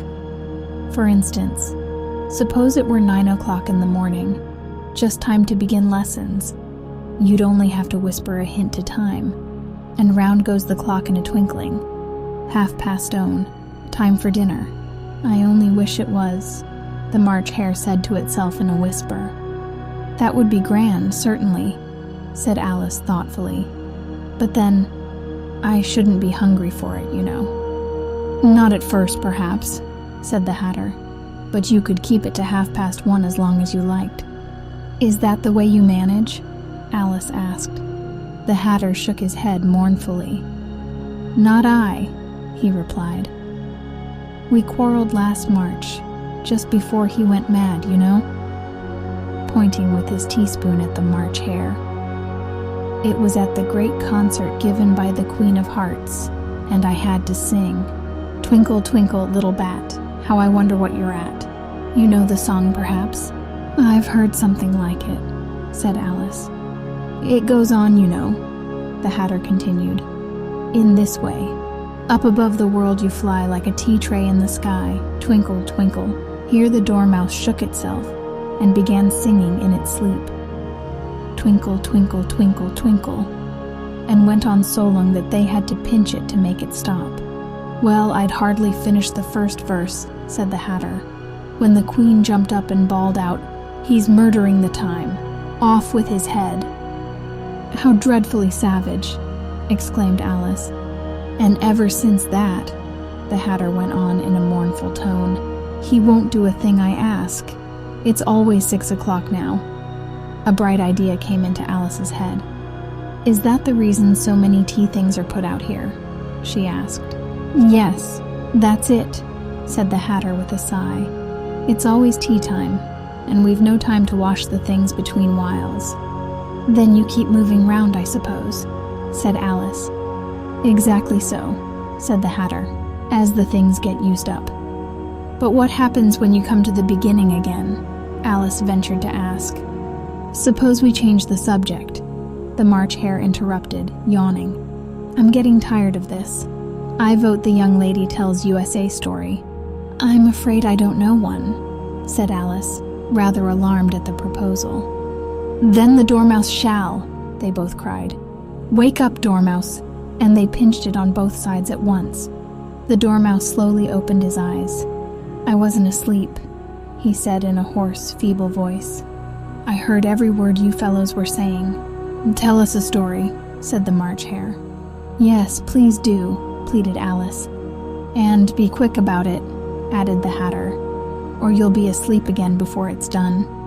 "Once upon a time there were 3 little sisters," the Dormouse began in a great hurry. "And their names were Elsie, Lacey, and Tilly, and they lived at the bottom of a well." "What did they live on?" said Alice, who always took a great interest in questions of eating and drinking. "They lived on treacle," said the Dormouse, after thinking a minute or two. "They couldn't have done that, you know," Alice gently remarked. "They'd have been ill." "So they were," said the Dormouse, "very ill." Alice tried to fancy to herself what such an extraordinary ways of living would be like, but it puzzled her too much, so she went on. "But why did they live at the bottom of a well?" "Take some more tea," the March Hare said to Alice, very earnestly. "I've had nothing yet," Alice replied in an offended tone, "so I can't take more." "You mean you can't take less," said the Hatter. "It's very easy to take more than nothing." "Nobody asked your opinion," said Alice. "Who's making personal remarks now?" the Hatter asked triumphantly. Alice did not quite know what to say to this, so she helped herself to some tea and bread and butter, and then turned to the Dormouse. and repeated her question. Why did they live at the bottom of a well? The Dormouse again took a minute or two to think about it and then said, "It was a treacle well." "There's no such thing." Alice was beginning very angrily, but the Hatter and the March Hare went, "Shh, shh," and the Dormouse sulkily remarked, "If you can't be civil, you'd better finish the story for yourself."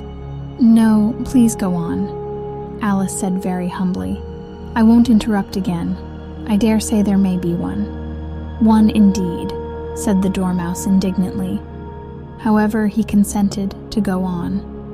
"And so these three little sisters, they were learning to draw, you know." "What did they draw?" said Alice, quite forgetting her promise. "Treacle," said the Dormouse, without considering at all this time. "I want a clean cup," interrupted the Hatter. "Let's all move one place on."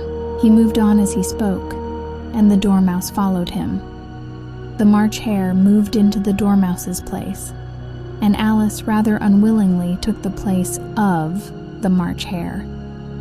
The Hatter was the only one who got any advantage from the change, and Alice was a good deal worse off than before, as the March Hare had just upset the milk jug into his plate.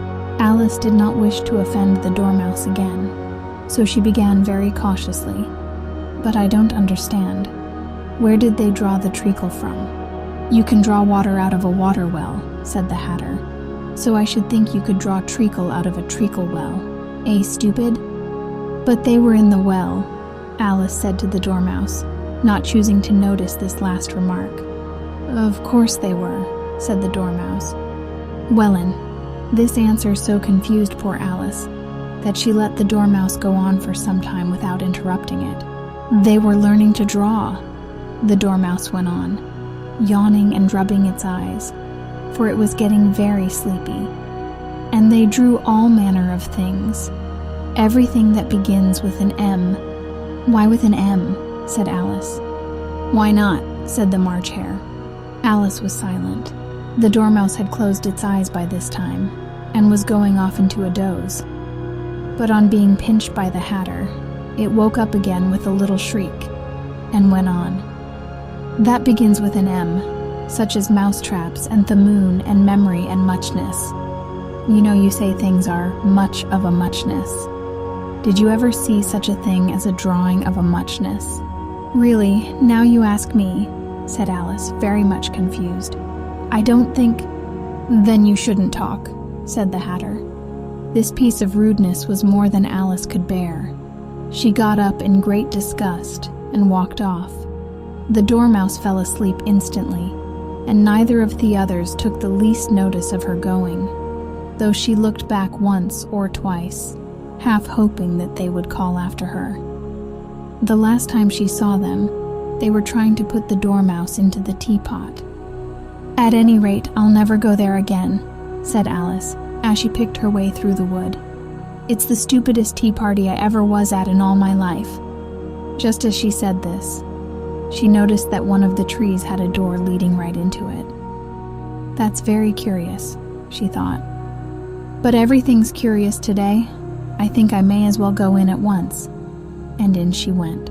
Once more she found herself in the long hall and close to the little glass table.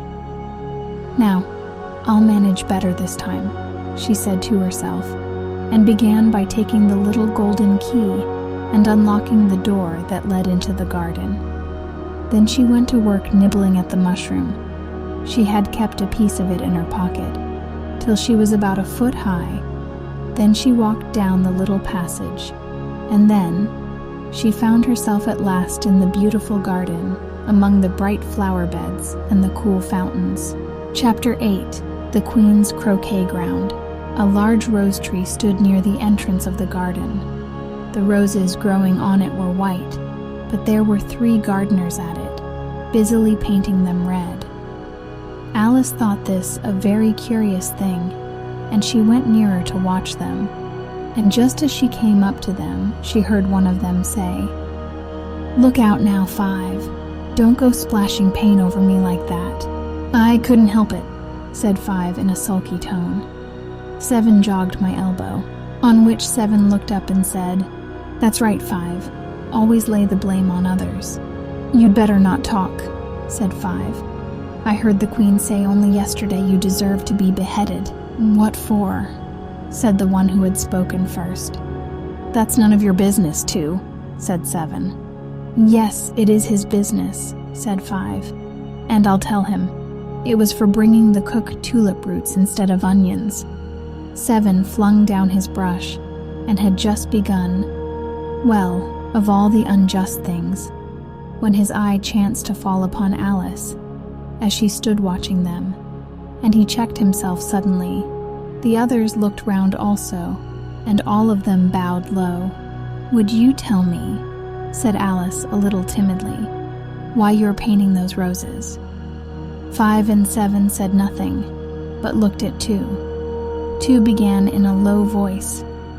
Why, the fact is, you see, miss, this here ought to have been aired rose tree, and we put a white one in by mistake.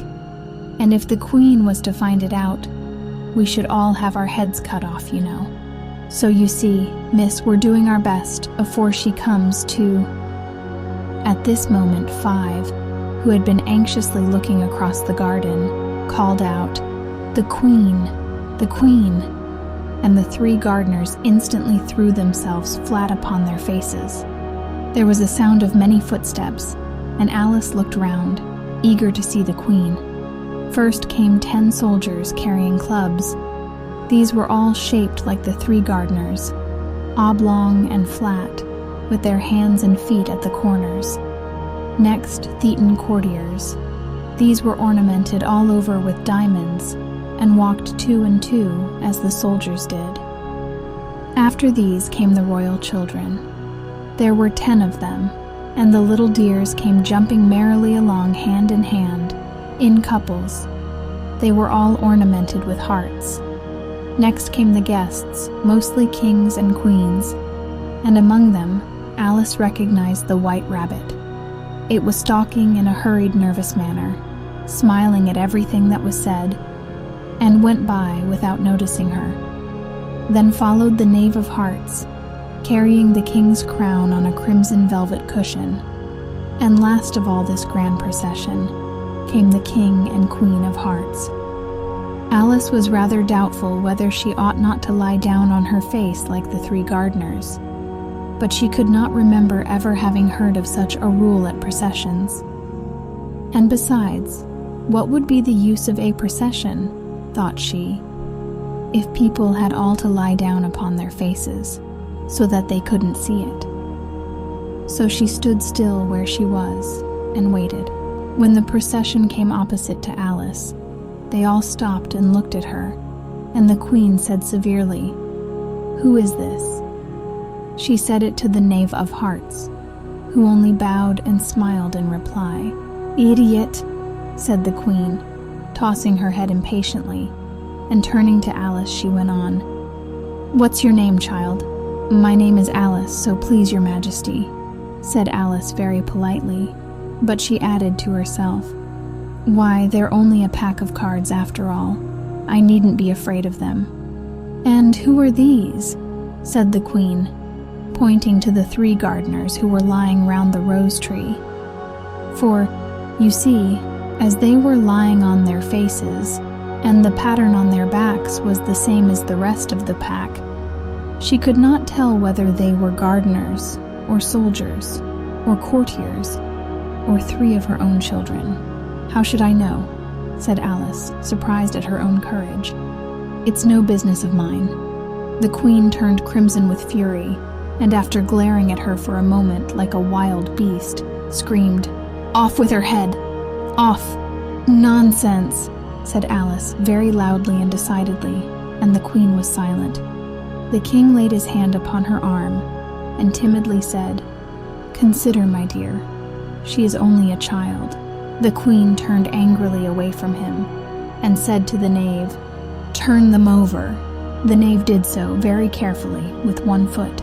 "Get up," said the Queen, in a shrill, loud voice, and the 3 gardeners instantly jumped up, and began bowing to the King, the Queen, the royal children, and everybody else. "Leave off that," screamed the Queen. You make me giddy." And then, turning to the rose tree, she went on, "What have you been doing here?" "May it please your majesty," said two, in a very humble tone, going down on one knee as he spoke. "We were trying—" "I see," said the queen, who had meanwhile been examining the roses. "Off with their heads." And the procession moved on, 3 of the soldiers remaining behind to execute the unfortunate gardeners, who ran to Alice for protection. "You shan't be beheaded," said Alice, and she put them into a large flower pot that stood near. The 3 soldiers wandered about for a minute or 2, looking for them, and then quietly marched off after the others. "Are their heads off?" shouted the queen. "Their heads are gone, if it please your majesty," the soldiers shouted in reply. "That's right," shouted the queen. "Can you play croquet?" The soldiers were silent and looked at Alice, as the question was evidently meant for her. "Yes," shouted Alice. "Come on then," roared the queen, and Alice joined the procession, wondering very much what would happen next. It's a very fine day," said a timid voice at her side. She was walking by the white rabbit, who was peeping anxiously into her face. "Very," said Alice. "Where's the Duchess?" "Hush, hush," said the rabbit in a low, hurried tone. He looked anxiously over his shoulder as he spoke, and then raised himself upon tiptoe, put his mouth close to her ear, and whispered, "She's under sentence of execution." "What for?" said Alice. "Did you say what a pity?" the rabbit asked. "No, I didn't," said Alice. "I don't think it's at all a pity. I said what for." "She boxed the queen's ears," the rabbit began. Alice gave a little scream of laughter. "Oh, hush," the rabbit whispered in a frightened tone. "The queen will hear you. You see, she came rather late, and the queen said—" "Get to your places," shouted the queen in a voice of thunder, and people began running about in all directions, tumbling up against each other. However, they got settled down in a minute or 2, and the game began. Alice thought she had never seen such a curious croquet ground in her life. It was all ridges and furrows. The balls were live hedgehogs, the mallets live flamingos, and the soldiers had to double themselves up and to stand on their hands and feet to make the arches. The chief difficulty Alice found at first was in managing her flamingo. She succeeded in getting its body tucked away, comfortably enough, under her arm, with its legs hanging down, but generally, just as she had got its neck nicely straightened out, and was going to give the hedgehog a blow with its head, it would twist itself round and look up in her face, with such a puzzled expression that she could not help bursting out laughing. And when she had got its head down, and was going to begin again, it was very provoking to find that the hedgehog had unrolled itself, and was in the act of crawling away. Besides all this, there was generally a ridge or furrow in the way wherever she wanted to send the hedgehog to, and, as the doubled-up soldiers were always getting up and walking off to other parts of the ground, Alice soon came to the conclusion that it was a very difficult game indeed. The players all played at once without waiting for turns, quarreling all the while, and fighting for the hedgehogs, and in a very short time, the queen was in a furious passion, and went stamping about and shouting, "Off with his head," or "Off with her head," about once in a minute. Alice began to feel very uneasy. To be sure, she had not as yet had any dispute with the queen, but she knew that it might happen any minute. And then, thought she, what would become of me? They're dreadfully fond of beheading people here. The great wonder is that there's anyone left alive. She was looking about for some way of escape, and wondering whether she could get away without being seen, when she noticed a curious appearance in the air. It puzzled her very much at first, but, after watching it a minute or 2, she made it out to be a grin, and she said to herself, "It's the Cheshire Cat." Now I shall have somebody to talk to. How are you getting on? Said the cat, as soon as there was mouth enough for it to speak with. Alice waited till the eyes appeared, and then nodded. It's no use speaking to it, she thought, till its ears have come, or at least own of them. In another minute the whole head appeared, and then Alice put down her flamingo and began an account of the game, feeling very glad she had someone to listen to her. The cat seemed to think that there was enough of it now in sight, and no more of it appeared. I don't think they play it all fairly, Alice began, in rather a complaining tone. And they all quarrel so dreadfully one can't hear oneself speak. And they don't seem to have any rules in particular. At least if there are, nobody attends to them. And you've no idea how confusing it is, all the things being alive. For instance, there's the arch I've got to go through next, walking about at the other end of the ground. And I should have croqueted the queen's hedgehog just now, only it ran away when it saw mine coming. How do you like the queen? Said the cat in a low voice. Not at all, said Alice. She's so extremely... Just then she noticed that the queen was close behind her, listening. So she went on, likely to win, that it's hardly worthwhile finishing the game.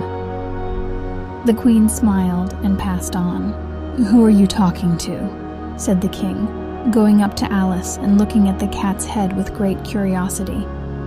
It's a friend of mine, a Cheshire Cat, said Alice. Allow me to introduce it.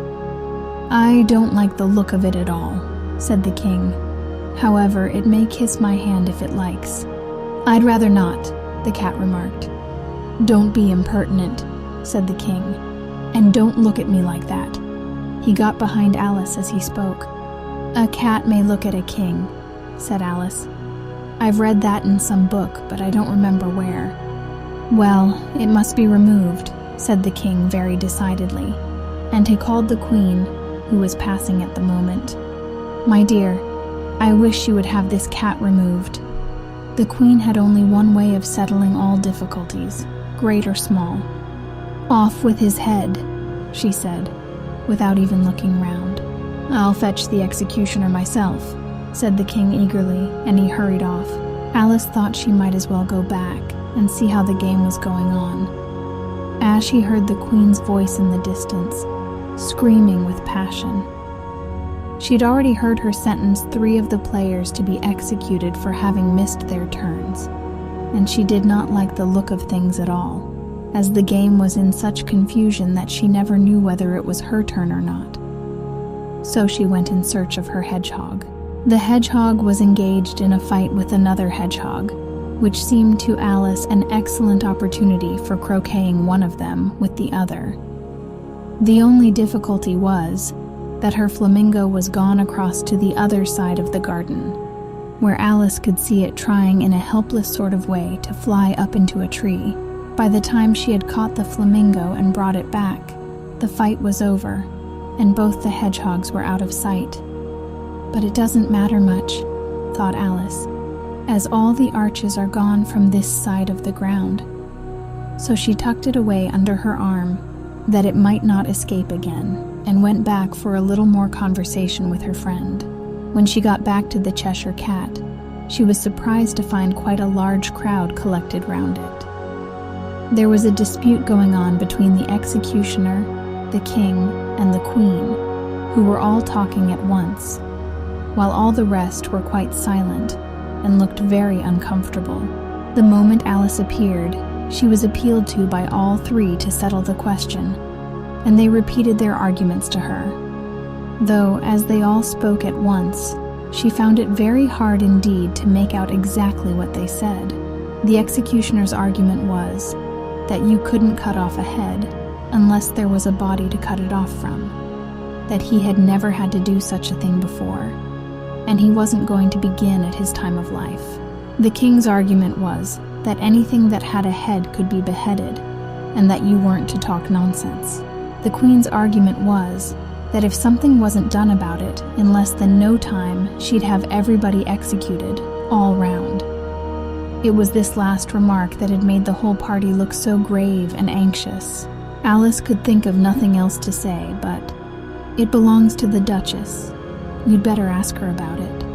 "She's in prison," the Queen said to the executioner. "Fetch her here." And the executioner went off like an arrow. The cat's head began fading away the moment he was gone, and by the time he had come back with the Duchess, it had entirely disappeared. So the king and the executioner ran wildly up and down looking for it, while the rest of the party went back to the game. Chapter 9. The Mock Turtle's Story. "You can't think how glad I am to see you again, you dear old thing," said the Duchess, as she tucked her arm affectionately into Alice's, and they walked off together. Alice was very glad to find her in such a pleasant temper, and thought to herself that perhaps it was only the pepper that had made her so savage when they met in the kitchen. "When I'm a duchess," she said to herself, not in Avery hopeful tone though, "I won't have any pepper in my kitchen at all. Soup does very well without. Maybe it's always pepper that makes people hot-tempered," she went on, very much pleased at having found out a new kind of rule. "And vinegar that makes them sour, and chamomile that makes them bitter, and barley sugar and such things that make children sweet-tempered. I only wish people knew that. Then they wouldn't be so stingy about it, you know." She had quite forgotten the Duchess by this time, and was a little startled when she heard her voice close to her ear. "You're thinking about something, my dear, and that makes you forget to talk. I can't tell you just now what the moral of that is, but I shall remember it in a bit." "Perhaps it hasn't one," Alice ventured to remark. "Tut, tut, child," said the Duchess. "Everything's got a moral if only you can find it." And she squeezed herself up closer to Alice's side as she spoke. Alice did not much like keeping so close to her. First, because the Duchess was very ugly, and secondly, because she was exactly the right height to rest her chin upon Alice's shoulder, and it was an uncomfortably sharp chin.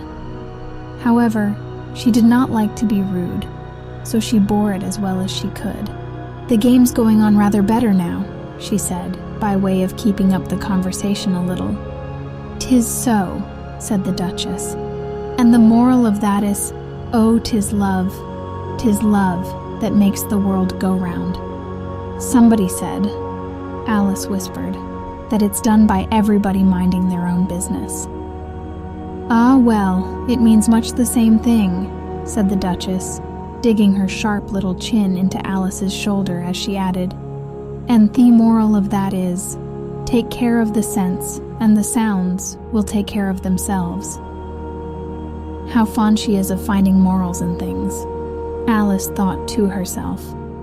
"I dare say you're wondering why I don't put my arm round your waist," the Duchess said after a pause. "The reason is that I'm doubtful about the temper of your flamingo. Shall I try the experiment?" "He might bite," Alice cautiously replied, not feeling at all anxious to have the experiment tried. "Very true," said the Duchess. "Flamingos and mustard both bite. And the moral of that is, birds of a feather flock together." "Only mustard isn't a bird," Alice remarked. "Right, as usual," said the Duchess. "What a clear way you have of putting things." "It's a mineral, I think," said Alice. "Of course it is," said the Duchess, who seemed ready to agree to everything that Alice said. "There's a large mustard mine near here, and the moral of that is, the more there is of mine, the less there is of yours."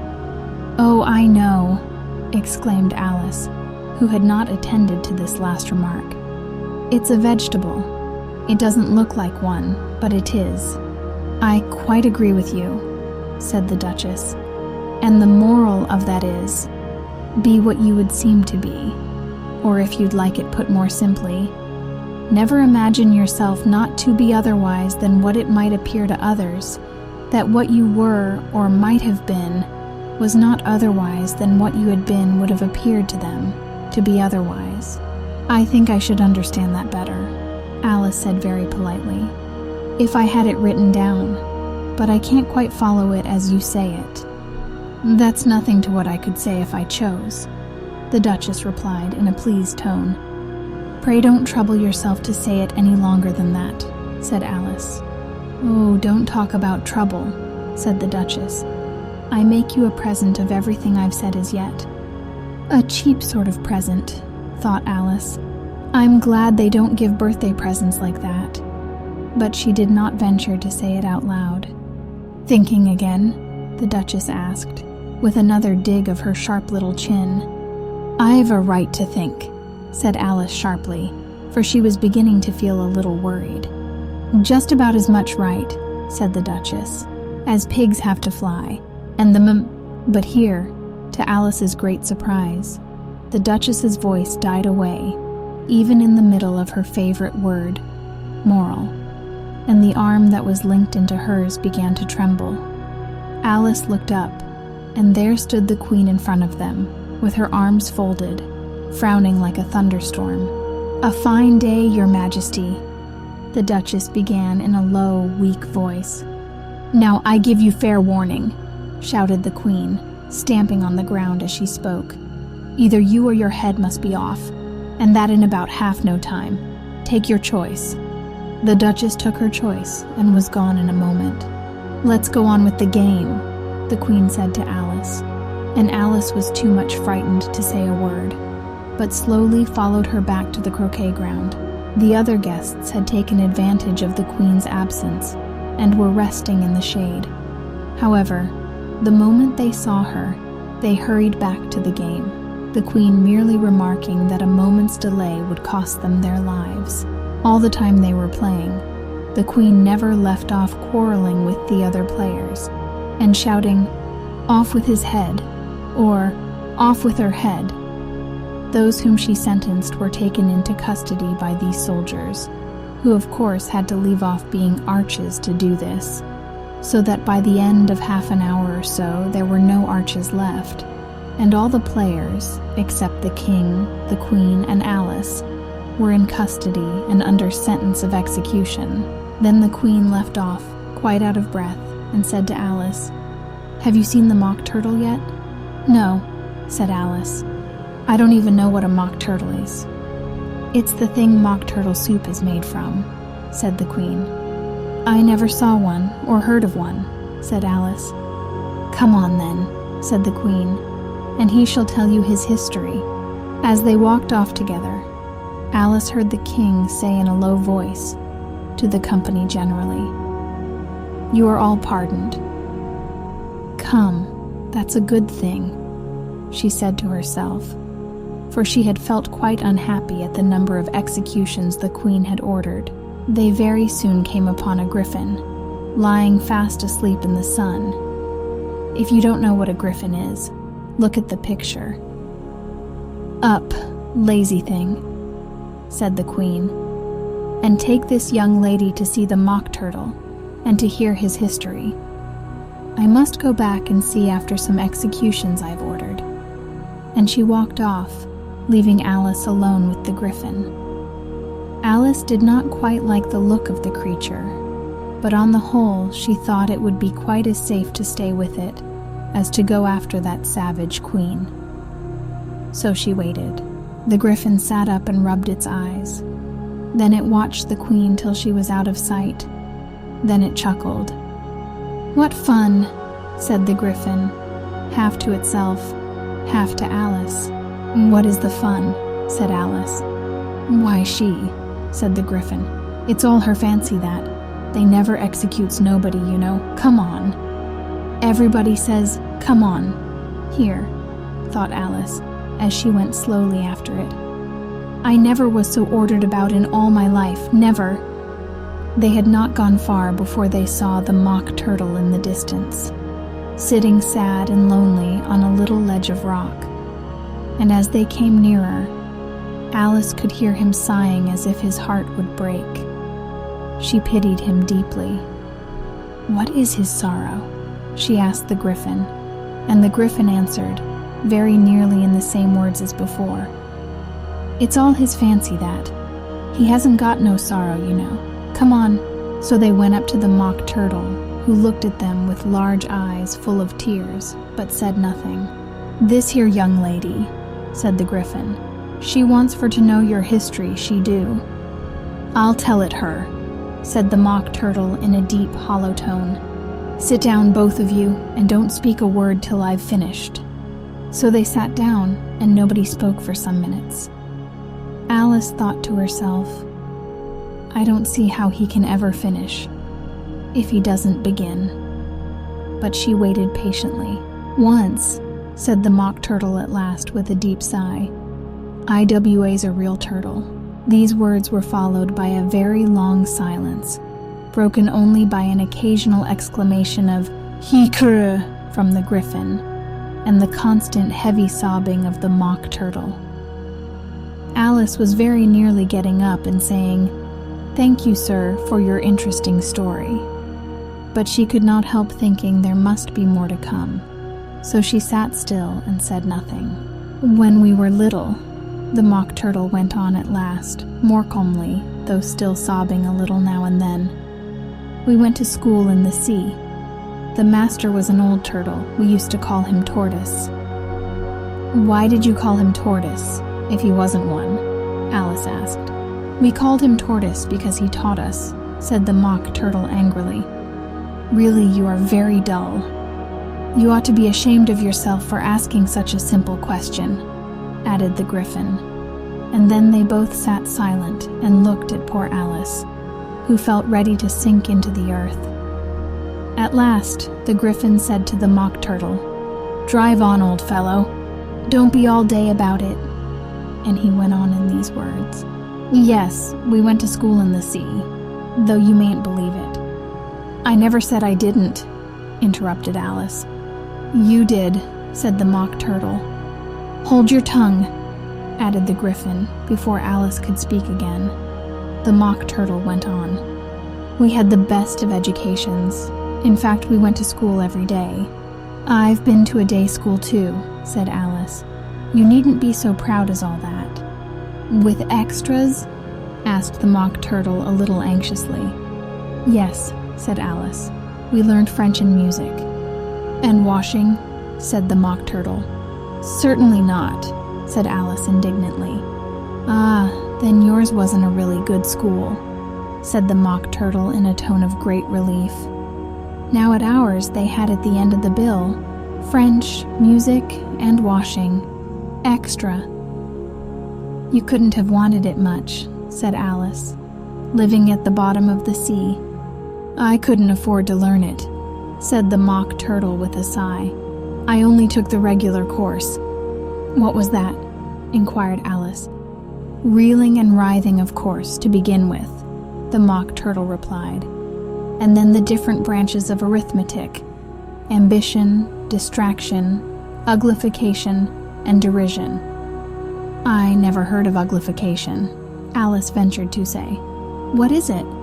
The Griffin lifted up both its paws in surprise. "What? Never heard of uglifying?" it exclaimed. "You know what to beautify is, I suppose?" "Yes," said Alice doubtfully. "It means to make anything prettier."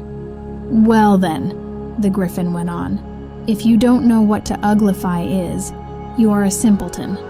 Alice did not feel encouraged to ask any more questions about it, so she turned to the Mock Turtle and said, "What else had you to learn?"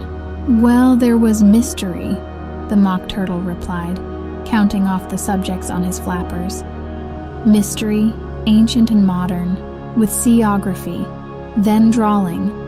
The drawing master was an old conger eel that used to come once a week. He taught us drawing, stretching, and fainting in coils." "What was that like?" said Alice. "Well, I can't show it you myself," the Mock Turtle said. "I'm too stiff, and the Griffin never learnt it." "Hadn't time," said the Griffin. "I went to the classics master, though. He was an old crab, he was." "I never went to him," the Mock Turtle said with a sigh. "He taught laughing and grief, they used to say."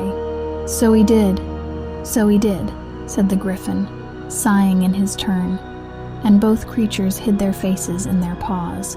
"And how many hours a day did you do lessons?" said Alice, in a hurry to change the subject. 10 hours the first day, said the Mock Turtle.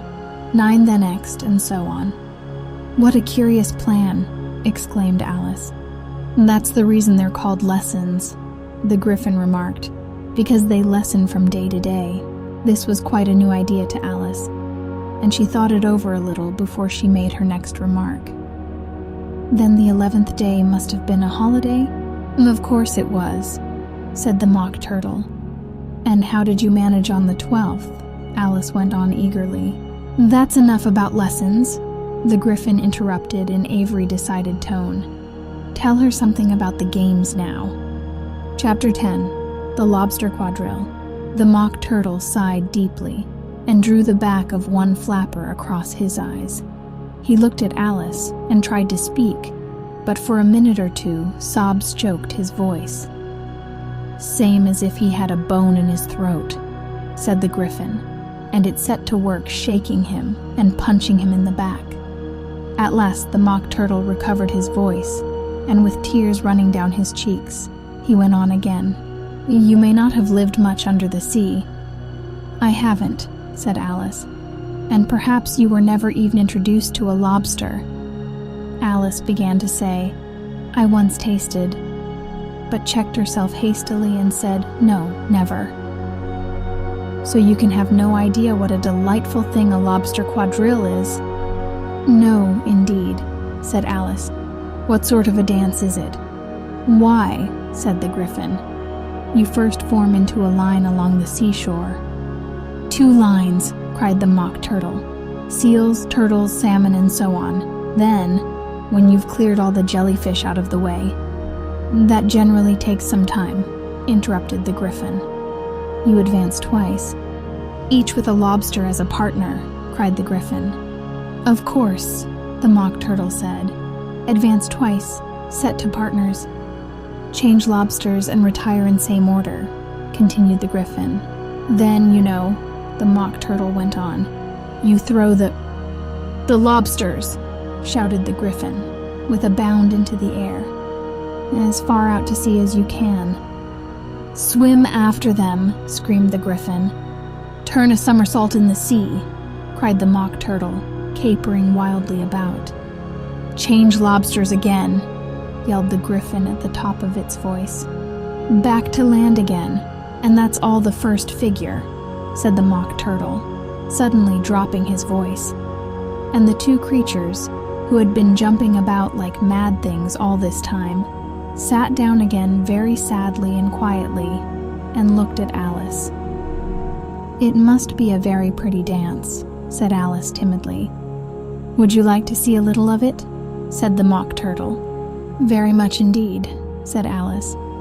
Come, let's try the first figure, said the Mock Turtle to the Gryphon. We can do without lobsters, you know. Which shall sing? Oh, you sing, said the Gryphon. I've forgotten the words. So they began solemnly dancing round and round Alice, every now and then treading on her toes when they passed too close, and waving their forepaws to mark the time, while the Mock Turtle sang this, very slowly and sadly. Will you walk a little faster? Said a whiting to a snail. There's a porpoise close behind us, and he's treading on my tail. See how eagerly the lobsters and the turtles all advance. They are waiting on the shingle. Will you come and join the dance? Will you, won't you? Will you, won't you? Will you join the dance? Will you, won't you? Will you, won't you? Won't you join the dance? You can really have no notion how delightful it will be when they take us up and throw us with the lobsters out to sea. But the snail replied, too far, and gave a look askance. Said he thanked the whiting kindly, but he would not join the dance. Would not, could not, would not, could not, would not join the dance. Would not, could not, would not, could not join the dance. What matters it how far we go? His scaly friend replied. There is another shore, you know, upon the other side. The further off from England, the nearer is to France. Then turn not pale, beloved snail, but come and join the dance. Will you, won't you, will you? Won't you, will you join the dance? Will you, won't you, will you? Won't you join the dance? Thank you. It's a very interesting dance to watch, said Alice, feeling very glad that it was over at last. And I do so like that curious song about the whiting. Oh, as to the whiting, said the Mock Turtle. You've seen them, of course. Yes, said Alice. I've often seen them at She checked herself hastily. I don't know where Din may be, said the Mock Turtle, but if you've seen them so often, of course you know what they're like. I believe so, Alice replied thoughtfully. They have their tails in their mouths, and they're all over crumbs. You're wrong about the crumbs, said the Mock Turtle. Crumbs would all wash off in the sea. But they have their tails in their mouths, and the reason is... Here the Mock Turtle yawned and shut his eyes. Tell her about the reason and all that, he said to the Griffin. The reason is, said the Griffin, that they would go with the lobsters to the dance, so they got thrown out to sea. So they had to fall a long way. So they got their tails fast in their mouths, so they couldn't get them out again. That's all. Thank you, said Alice. It's very interesting. I never knew so much about a whiting before. I can tell you more than that if you like, said the Griffin. Do you know why it's called a whiting? I never thought about it, said Alice. Why? It does the boots and shoes, the Griffin replied very solemnly. Alice was thoroughly puzzled. Does the boots and shoes, she repeated in a wondering tone.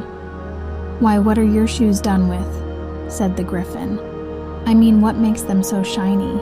Alice looked down at them and considered a little before she gave her answer. They're done with blacking, I believe. Boots and shoes under the sea, the Griffin went on in a deep voice, are done with a whiting. Now you know. And what are they made of? Alice asked in a tone of great curiosity. Soles and eels, of course, the Griffin replied rather impatiently. Any shrimp could have told you that. If I'd been the whiting, said Alice, whose thoughts were still running on the song, I'd have said to the porpoise, keep back, please. We don't want you with us. They were obliged to have him with them, the Mock Turtle said. No wise fish would go anywhere without a porpoise. Wouldn't it really? Said Alice in a tone of great surprise. Of course not, said the Mock Turtle. Why, if a fish came to me and told me he was going a journey, I should say, with what porpoise? Don't you mean purpose? Said Alice. I mean what I say, the Mock Turtle replied in an offended tone, and the Griffin added, Come, let's hear some of your adventures. I could tell you my adventures, beginning from this morning, said Alice a little timidly. But it's no use going back to yesterday, because I was a different person then. Explain all that, said the Mock Turtle. No, the adventures first, said the Griffin in an impatient tone. Explanations take such a dreadful time. So Alice began telling them her adventures from the time when she first saw the White Rabbit. She was a little nervous about it just at first. The two creatures got so close to her, one on each side, and opened their eyes and mouths so very wide. But she gained courage as she went on. Her listeners were perfectly quiet till she got to the part about her repeating, "You are old, Father William," to the caterpillar, and the words all coming different. And then the Mock Turtle drew a long breath and said, "That's very curious." "It's all about as curious as it can be," said the Griffin. "It all came different," the Mock Turtle repeated thoughtfully. "I should like to hear her try and repeat something now. Tell her to begin." He looked at the Griffin as if he thought it had some kind of authority over Alice. "Stand up and repeat 'tis the voice of the sluggard," said the Griffin. "How the creatures order one about, and make one repeat lessons," thought Alice. "I might as well be at school at once." However, she got up and began to repeat it, but her head was so full of the lobster quadrille that she hardly knew what she was saying, and the words came very queer indeed. "'Tis the voice of the lobster," I heard him declare. "You have baked me too brown, I must sugar my hair. As a duck with its eyelids, so he with his nose trims his belt and his buttons, and turns out his toes." Later editions continued as follows. "When the sands are all dry, he is gay as a lark, and will talk in contemptuous tones of the shark. But when the tide rises and sharks are around, his voice has a timid and tremulous sound." "That's different from what I used to say when I was a child," said the Gryphon. "Well, I never heard it before," said the Mock Turtle, "but it sounds uncommon nonsense." Alice said nothing. She had sat down with her face in her hands, wondering if anything would ever happen in a natural way again. "I should like to have it explained," said the Mock Turtle. "She can't explain it," said the Gryphon hastily. "Goon with the next verse." "But about his toes?" the Mock Turtle persisted. "How could he turn them out with his nose, you know?" "It's the first position in dancing," Alice said, but was dreadfully puzzled by the whole thing, and longed to change the subject. "Go on with the next verse," the Gryphon repeated impatiently. "It begins, 'I passed by his garden.'" Alice did not dare to disobey, though she felt sure it would all come wrong, and she went on in a trembling voice. "I passed by his garden, and marked with one eye how the owl and the panther were sharing a pie." Later editions continued as follows. "The panther took pie crust and gravy and meat, while the owl had the dish as its share of the treat.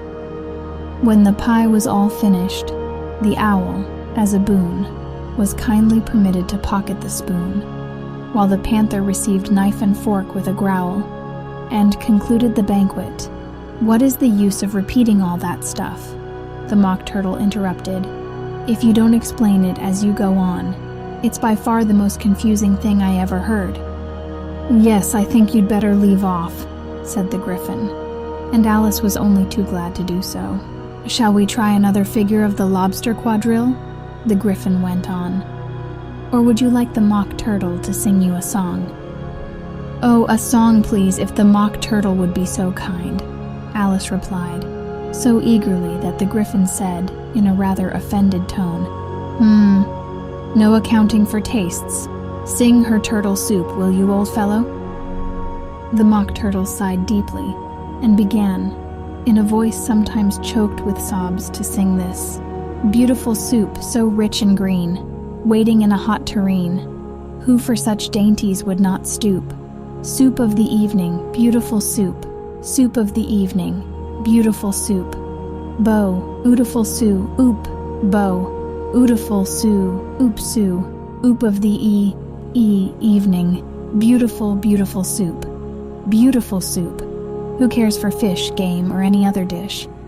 Who would not give all else for 2 pennyworth only of beautiful soup? Pennyworth only of beautiful soup. Bo, ootiful soo, oop bo, ootiful soo, oop of the evening, beautiful beauty, full soup." "Chorus again," cried the Gryphon, and the Mock Turtle had just begun to repeat it, when a cry of, "The trial's beginning," was heard in the distance. "Come on," cried the Gryphon, and taking Alice by the hand, it hurried off without waiting for the end of the song. "What trial is it?" Alice panted as she ran, but the Gryphon only answered, "Come on," and ran the faster, while more and more faintly came, carried on the breeze that followed them, the melancholy words, "Soo, oop of the evening, beautiful, beautiful soup." Chapter 11. Who Stole the Tarts? The King and Queen of Hearts were seated on their throne when they arrived, with a great crowd assembled about them, all sorts of little birds and beasts, as well as the whole pack of cards. The knave was standing before them, in chains, with a soldier on each side to guard him, and near the king was the White Rabbit, with a trumpet in one hand, and a scroll of parchment in the other.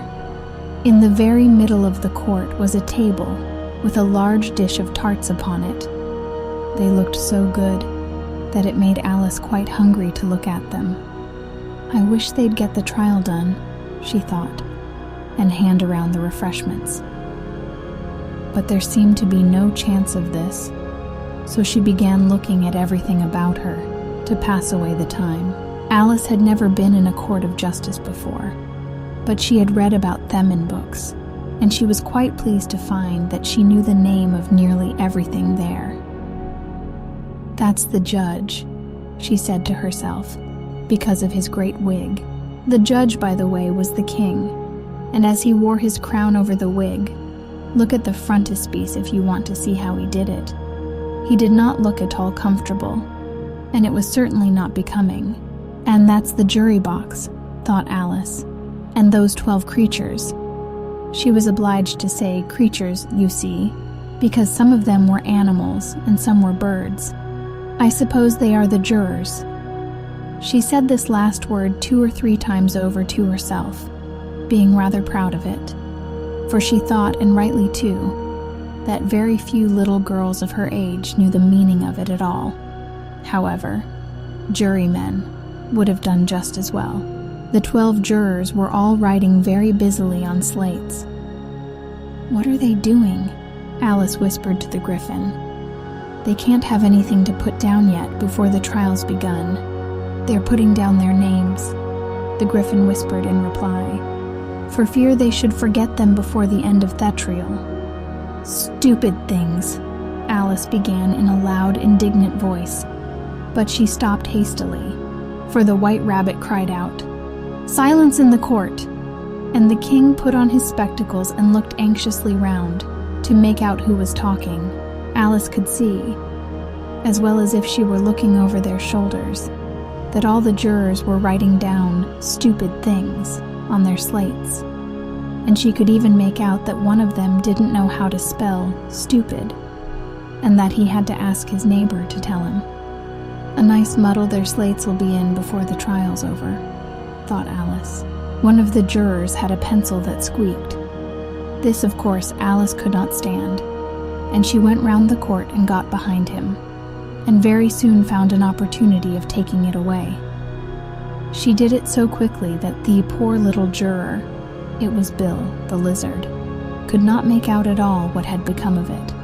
So, after hunting all about for it, he was obliged to write with one finger for the rest of the day, and this was of very little use, as it left no mark on the slate. "Harold, read the accusation," said the king. On this, the White Rabbit blew 3 blasts on the trumpet, and then unrolled the parchment scroll, and read as follows. "The Queen of Hearts, she made some tarts, all on a summer day. The Knave of Hearts, he stole those tarts and took them quite away." "Consider your verdict," the king said to the jury. "Not yet, not yet," the rabbit hastily interrupted. "There's a great deal to come before that."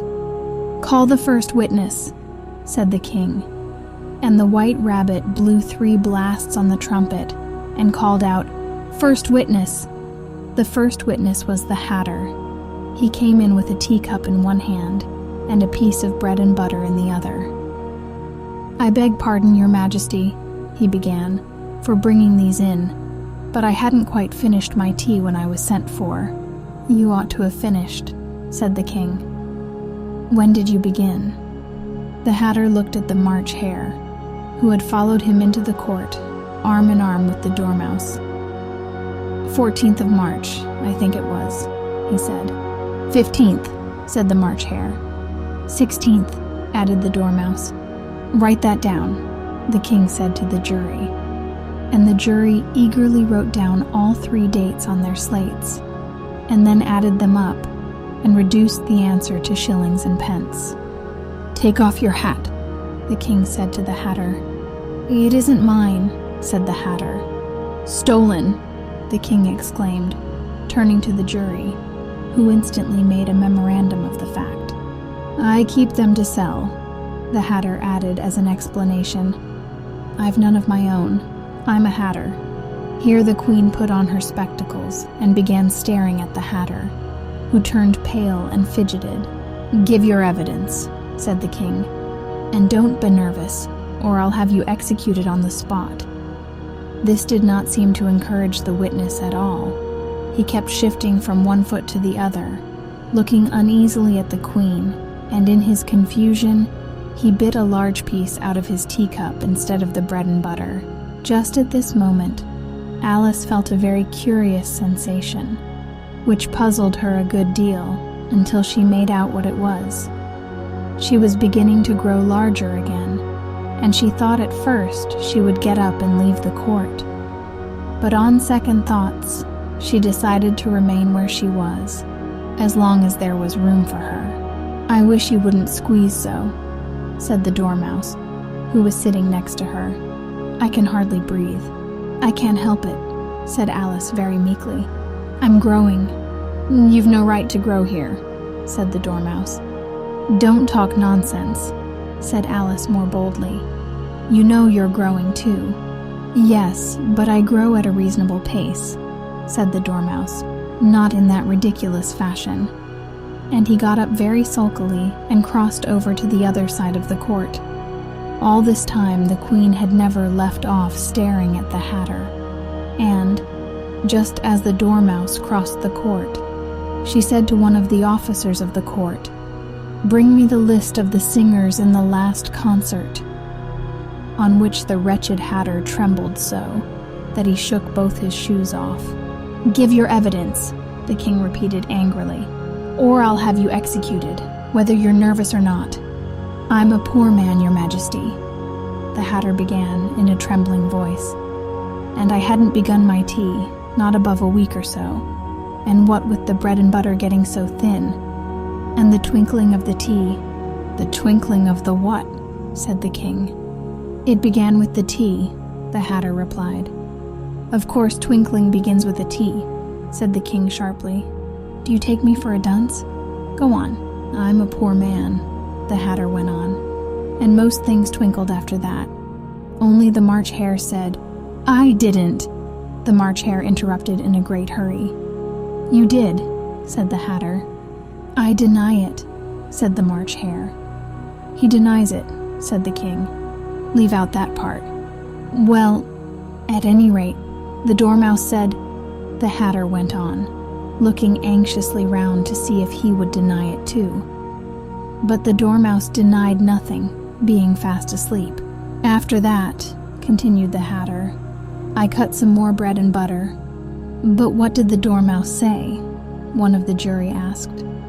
"That I can't remember," said the Hatter. "You must remember," remarked the king, "or I'll have you executed." The miserable Hatter dropped his teacup and bread and butter and went down on one knee. "I'm a poor man, your majesty," he began. "You're a very poor speaker," said the king.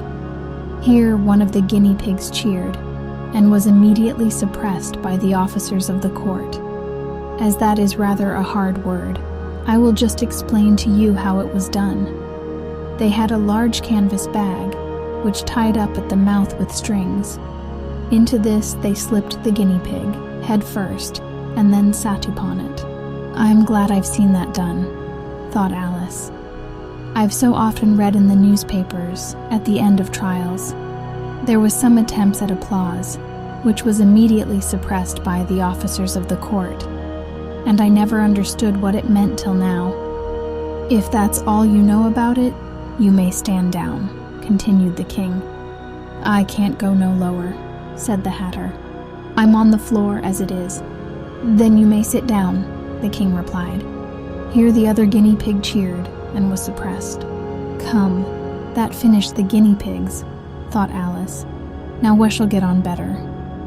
"I'd rather finish my tea," said the Hatter, with an anxious look at the queen, who was reading the list of singers. "You may go," said the king, and the Hatter hurriedly left the court, without even waiting to put his shoes on, and just take his head off outside. The queen added to one of the officers, but the Hatter was out of sight before the officer could get at the door. "Call the next witness," said the king. The next witness was the Duchess's cook. She carried the pepper box in her hand, and Alice guessed who it was, even before she got into the court, by the way the people near the door began sneezing all at once. "Give your evidence," said the king. "Shan't," said the cook. The king looked anxiously at the White Rabbit, who said in a low voice, "Your Majesty must cross-examine this witness." "Well, if I must, I must," the king said with a melancholy air, and after folding his arms and frowning at the cook till his eyes were nearly out of sight, he said in a deep voice, "What are tarts made of?" "Pepper, mostly," said the cook. "Treacle," said a sleepy voice behind her. "Collar that dormouse," the queen shrieked out. "Behead that dormouse. Turn that dormouse out of court. Suppress him. Pinch him. Off with his whiskers." For some minutes, the whole court was in confusion, getting the dormouse turned out, and by the time they had settled down again, the cook had disappeared. "Never mind," said the king with an air of great relief. "Call the next witness." And he added in an undertone to the queen, "Really, my dear, you must cross-examine the next witness. It quite makes my forehead ache."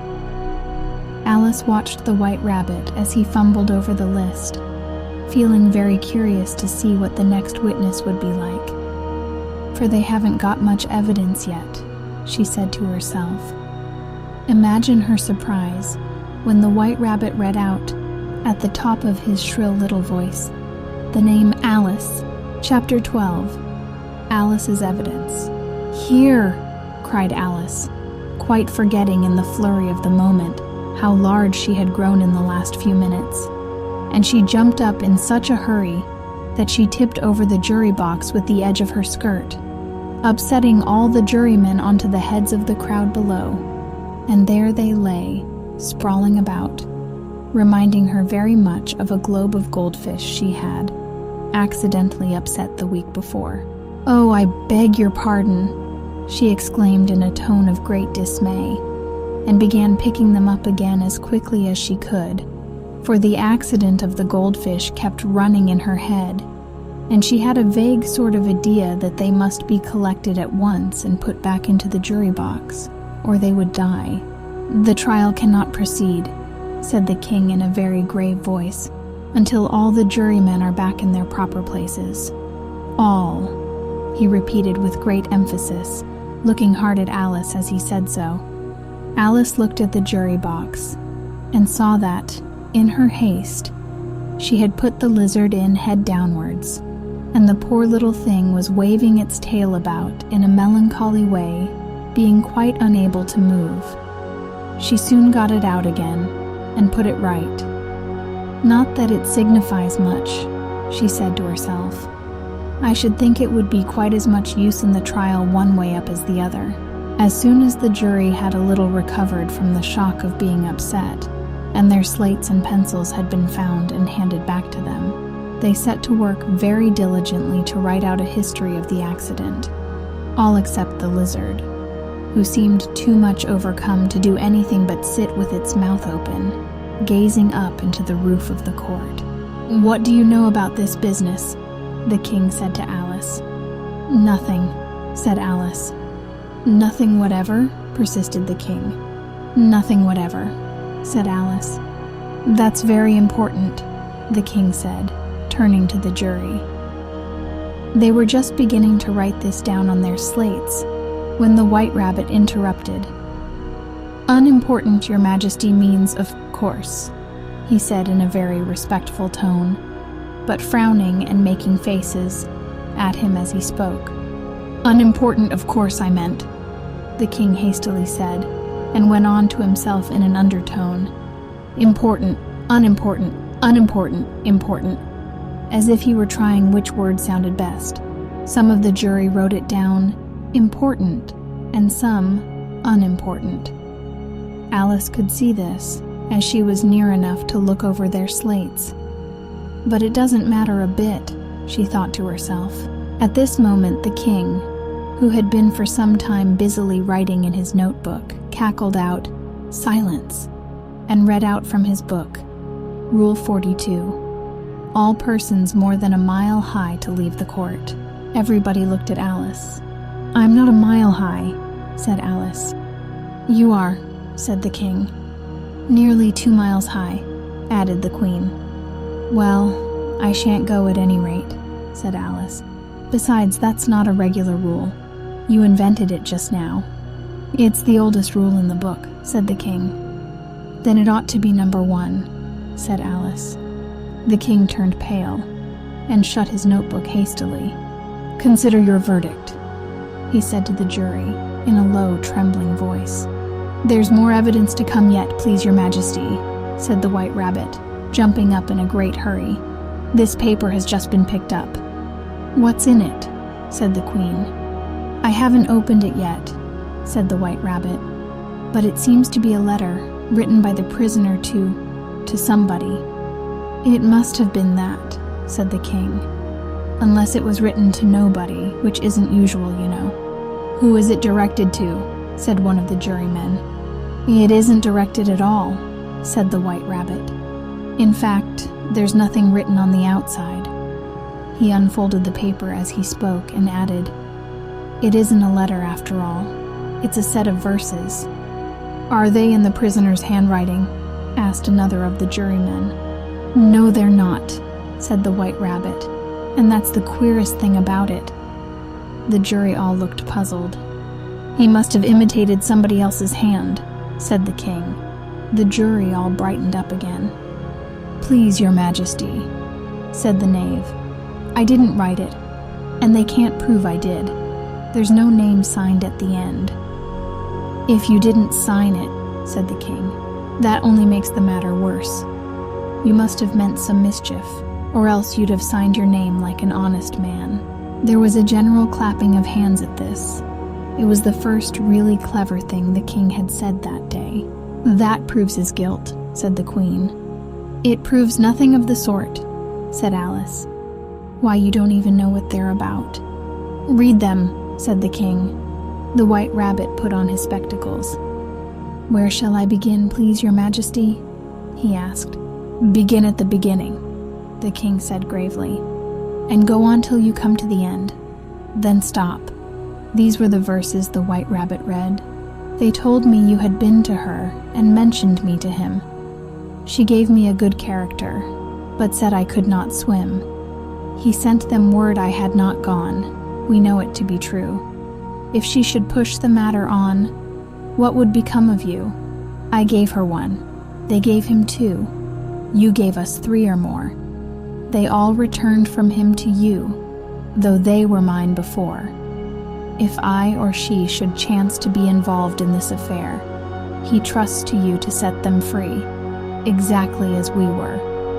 My notion was that you had been, before she had this fit, an obstacle that came between him and ourselves, and it. Don't let him know she liked them best, for this must ever be a secret, kept from all the rest, between yourself and me." "That's the most important piece of evidence we've heard yet," said the king, rubbing his hands. "So now let Theodry, if any one of them can explain it," said Alice. She had grown so large in the last few minutes that she wasn't a bit afraid of interrupting him. "I'll give him 6pence. I don't believe there's an atom of meaning in it." The jury all wrote down on their slates, "She doesn't believe there's an atom of meaning in it." But none of them attempted to explain the paper. "If there's no meaning in it," said the king, "that saves a world of trouble, you know, as we needn't try to find any. And yet I don't know," he went on, spreading out the verses on his knee and looking at them with one eye. "I seem to see some meaning in them after all. Said I could not swim. You can't swim, can you?" he added, turning to the knave. The knave shook his head sadly. "Do I look like it?" he said, which he certainly did not, being made entirely of cardboard. "All right, so far," said the king, and he went on muttering over the verses to himself. "We know it to be true. That's the jury, of course. I gave her 1. They gave him 2. Why, that must be what he did with the tarts, you know. But it goes on they all return from him to you," said Alice. "Why, there they are," said the king triumphantly, pointing to the tarts on the table. "Nothing can be clearer than that. Then again, before she had this fit—" "You never had fits, my dear, I think," he said to the queen. "Never," said the queen furiously, throwing an inkstand at the lizard as she spoke. The unfortunate little Bill had left off writing on his slate with one finger, as he found it made no mark. But he now hastily began again, using the ink that was trickling down his face as long as it lasted. "Then the words don't fit you," said the king, looking round the court with a smile. There was a dead silence. "It's a pun," the king added in an offended tone, and everybody laughed. "Let the jury consider their verdict," the king said, for about the 20th time that day. "No," said the queen. "Sentence first, verdict afterwards." "Stuff and nonsense," said Alice loudly. "The idea of having the sentence first." "Hold your tongue," said the queen, turning purple. "I won't," said Alice. "Off with her head," the queen shouted at the top of her voice. Nobody moved. "Who cares for you?" said Alice. She had grown to her full size by this time. "You're nothing but a pack of cards." At this, the whole pack rose up into the air and came flying down upon her. She gave a little scream, half of fright and half of anger, and tried to beat them off, and found herself lying on the bank, with her head in the lap of her sister, who was gently brushing away some dead leaves that had fluttered down from the trees upon her face. "Wake up, Alice dear," said her sister. "Why, what a long sleep you've had." "Oh, I've had such a curious dream," said Alice, and she told her sister, as well as she could remember them, all these strange adventures of hers that you have just been reading about. And when she had finished, her sister kissed her and said, "It was a curious dream, dear, certainly, but now run in to your tea. It's getting late." So Alice got up and ran off, thinking while she ran, as well she might, what a wonderful dream it had been. But her sister sat still just as she left her, leaning her head on her hand, watching the setting sun, and thinking of little Alice and all her wonderful adventures, till she too began dreaming after a fashion. And this was her dream. First, she dreamed of little Alice herself, and once again the tiny hands were clasped upon her knee, and the bright, eager eyes were looking up into hers. She could hear the very tones of her voice, and see that queer little toss of her head to keep back the wandering hair that would always get into her eyes. And still, as she listened, or seemed to listen, the whole place around her became alive with the strange creatures of her little sister's dream. The long grass rustled at her feet as the white rabbit hurried by. The frightened mouse splashed his way through the neighboring pool. She could hear the rattle of the teacups as the March Hare and his friends shared their never-ending meal, and the shrill voice of the queen ordering off her unfortunate guests to execution. Once more the pig baby was sneezing on the Duchess's knee, while plates and dishes crashed around it. Once more the shriek of the griffin, the squeaking of the lizard slate pencil, and the choking of the suppressed guinea pigs filled the air, mixed up with the distant sobs of the miserable mock turtle. So she sat on, with closed eyes, and half believed herself in Wonderland, though she knew she had but to open them again, and all would change to dull reality. The grass would be only rustling in the wind, and the pool rippling to the waving of the reeds. The rattling teacups would change toe-tinkling sheep bells, and the queen's shrill cries to the voice of the shepherd boy, and the sneeze of the baby, the shriek of the griffin, and all the other queer noises would change, she knew, to the confused clamor of the busy farmyard, while the lowing of the cattle in the distance would take the place of the mock turtle's heavy sobs.